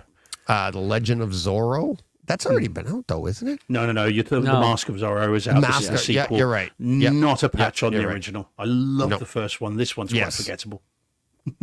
Elizabeth coming in 4K. That's from 1998. We have Promising Young Women. That's You know this one? interesting. Yeah, now that's a hell of a film. A hell of a movie. Really? I'm amazed it's coming out in 4K. Yeah, it's a I mean, hard to describe it. An incredible movie about a troubled lady turning the tables on predatory males in clubs and that kind Ooh, of thing. that sounds fun. And with an ending that you will not see coming, and is not a Hollywood ending. It's very, very good. That film. It's a really good thriller. That's from 2020. From 1980, The Night of the Hunted. Oh, John's liking the cover. I do. Yep. Yeah. John's- the buy it light for the coming cover from alone. behind her, but yet still lighting up Yeah. her front. Very Right. interesting. Where's your light source? Exactly. From 1968, we have The Rape of the Vampire. Okay. We'll I've skip never that. heard- Yeah. Yeah, we'll skip that one. Skippable. Yeah. We have Steelbook for hackers. another Hackers with a steelbook. Ooh, Steelbook. that's a horrible image they just popped up there. But that's from 1985. Nightmare Before Christmas steelbook as well. The Disney 100. And is that the last? The then The Blackening Blackening. from 2023. Have you seen this yet, Steve? No, I haven't. Do you know what? It's not come out in the cinemas here yet. I saw a Oh. brief thing for it the other day. I love the Looks tagline. unusual. We can't all die first. Well, quite. That's the thing. No, I don't know whether it's a comedy or whether it's a horror comedy or what. Sounds I don't it. Yeah. genuinely looks. Well, actually, No, the review. I Well, it think says it the is a first comedy. great Comedy. horror comedy of the. It says right on the bottom. Post Get Out era. Yeah. Yeah, but okay. isn't that the idea? Like, isn't it? They always say like the black guy always Yeah. dies first. Yeah. Yeah, So yeah, it's that's- like it's that's got to the be joke, a isn't comedy it? if that's we can't all die first. Yeah. I don't know what to make of That's that. I funny. need to see the trailer. That Yeah. sounds great. Hey, lean into it. That's funny. Yeah. And then there's a steelbook version of it. Steelbook. Yep. Sounds fun.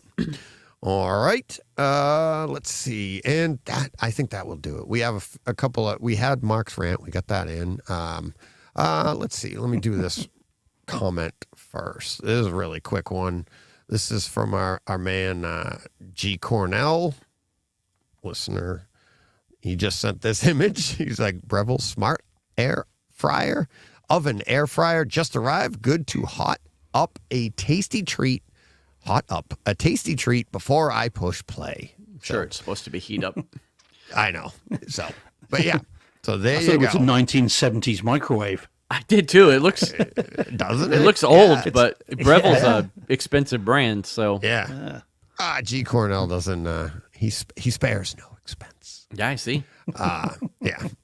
So, all right, we got a few other comments for next week, but we'll save those for next week. But, whew, we started a little late. We ran a little late, but all in all, I guess it was okay. It was all right. Did you guys have fun? Yeah. Always. I mean, even though I don't like Evil Dead Rise, are we going to talk? How are we going to talk about it next week? We each saw it separately, and then now I think next week maybe the three of us should do a group chat and watch it together. Yeah, I've got a feeling this could be the first live watch. Yeah, well, Live watch of the dead. it'll be a dead watch. Dead interesting. Yeah, there we go. This was fun, guys. Thanks, VJ. Appreciate that. No, lots of fun. Always a blast. Thank you, everybody, for tuning in. And I didn't say, did anybody hear today's chat with Takeover with Zach? Takeover I didn't Tuesdays. get a chance. I saw it was there. Oh, I didn't my get a God. chance. Yeah. I couldn't 3 wait hours for I you saw. guys to hear that. Oh my God, that guy is he's so smart, so good. I mean, and he did exactly what I'm going through. And he so soon, he's still, like he said, he's like, we're still not done 100%. There's always a couple touch up things you got to do around the house. But yeah, he got to build his house around design his theater and then build the house around it, which is kind of what I'm doing. Really, so much fun. Great conversation. I think we ended up talking for another hour or so afterwards. So that was a lot of fun. Next week, or coming up on Tuesday, Travis and I have a great chat, and we talk about coming up with Cedia. We talk about Lumagen, all that fun stuff. Some reviews that he's doing. A review on speakers it's great. A lot of fun. These new Also an speakers Evil that are Dead coming out. Rise fan, Deej. Yes. So you guys can talk I about hadn't it. seen it yet when we talked, so I don't know. But we talk about variable aspect ratio, which he's not a fan of. That gets even. That we don't get heated. Yeah. But yeah, we have a great time too. So, all right. Yes, Carl, great chat with Zach. It was. It really was. He was awesome. First time he's been on the show, so that was a lot of fun.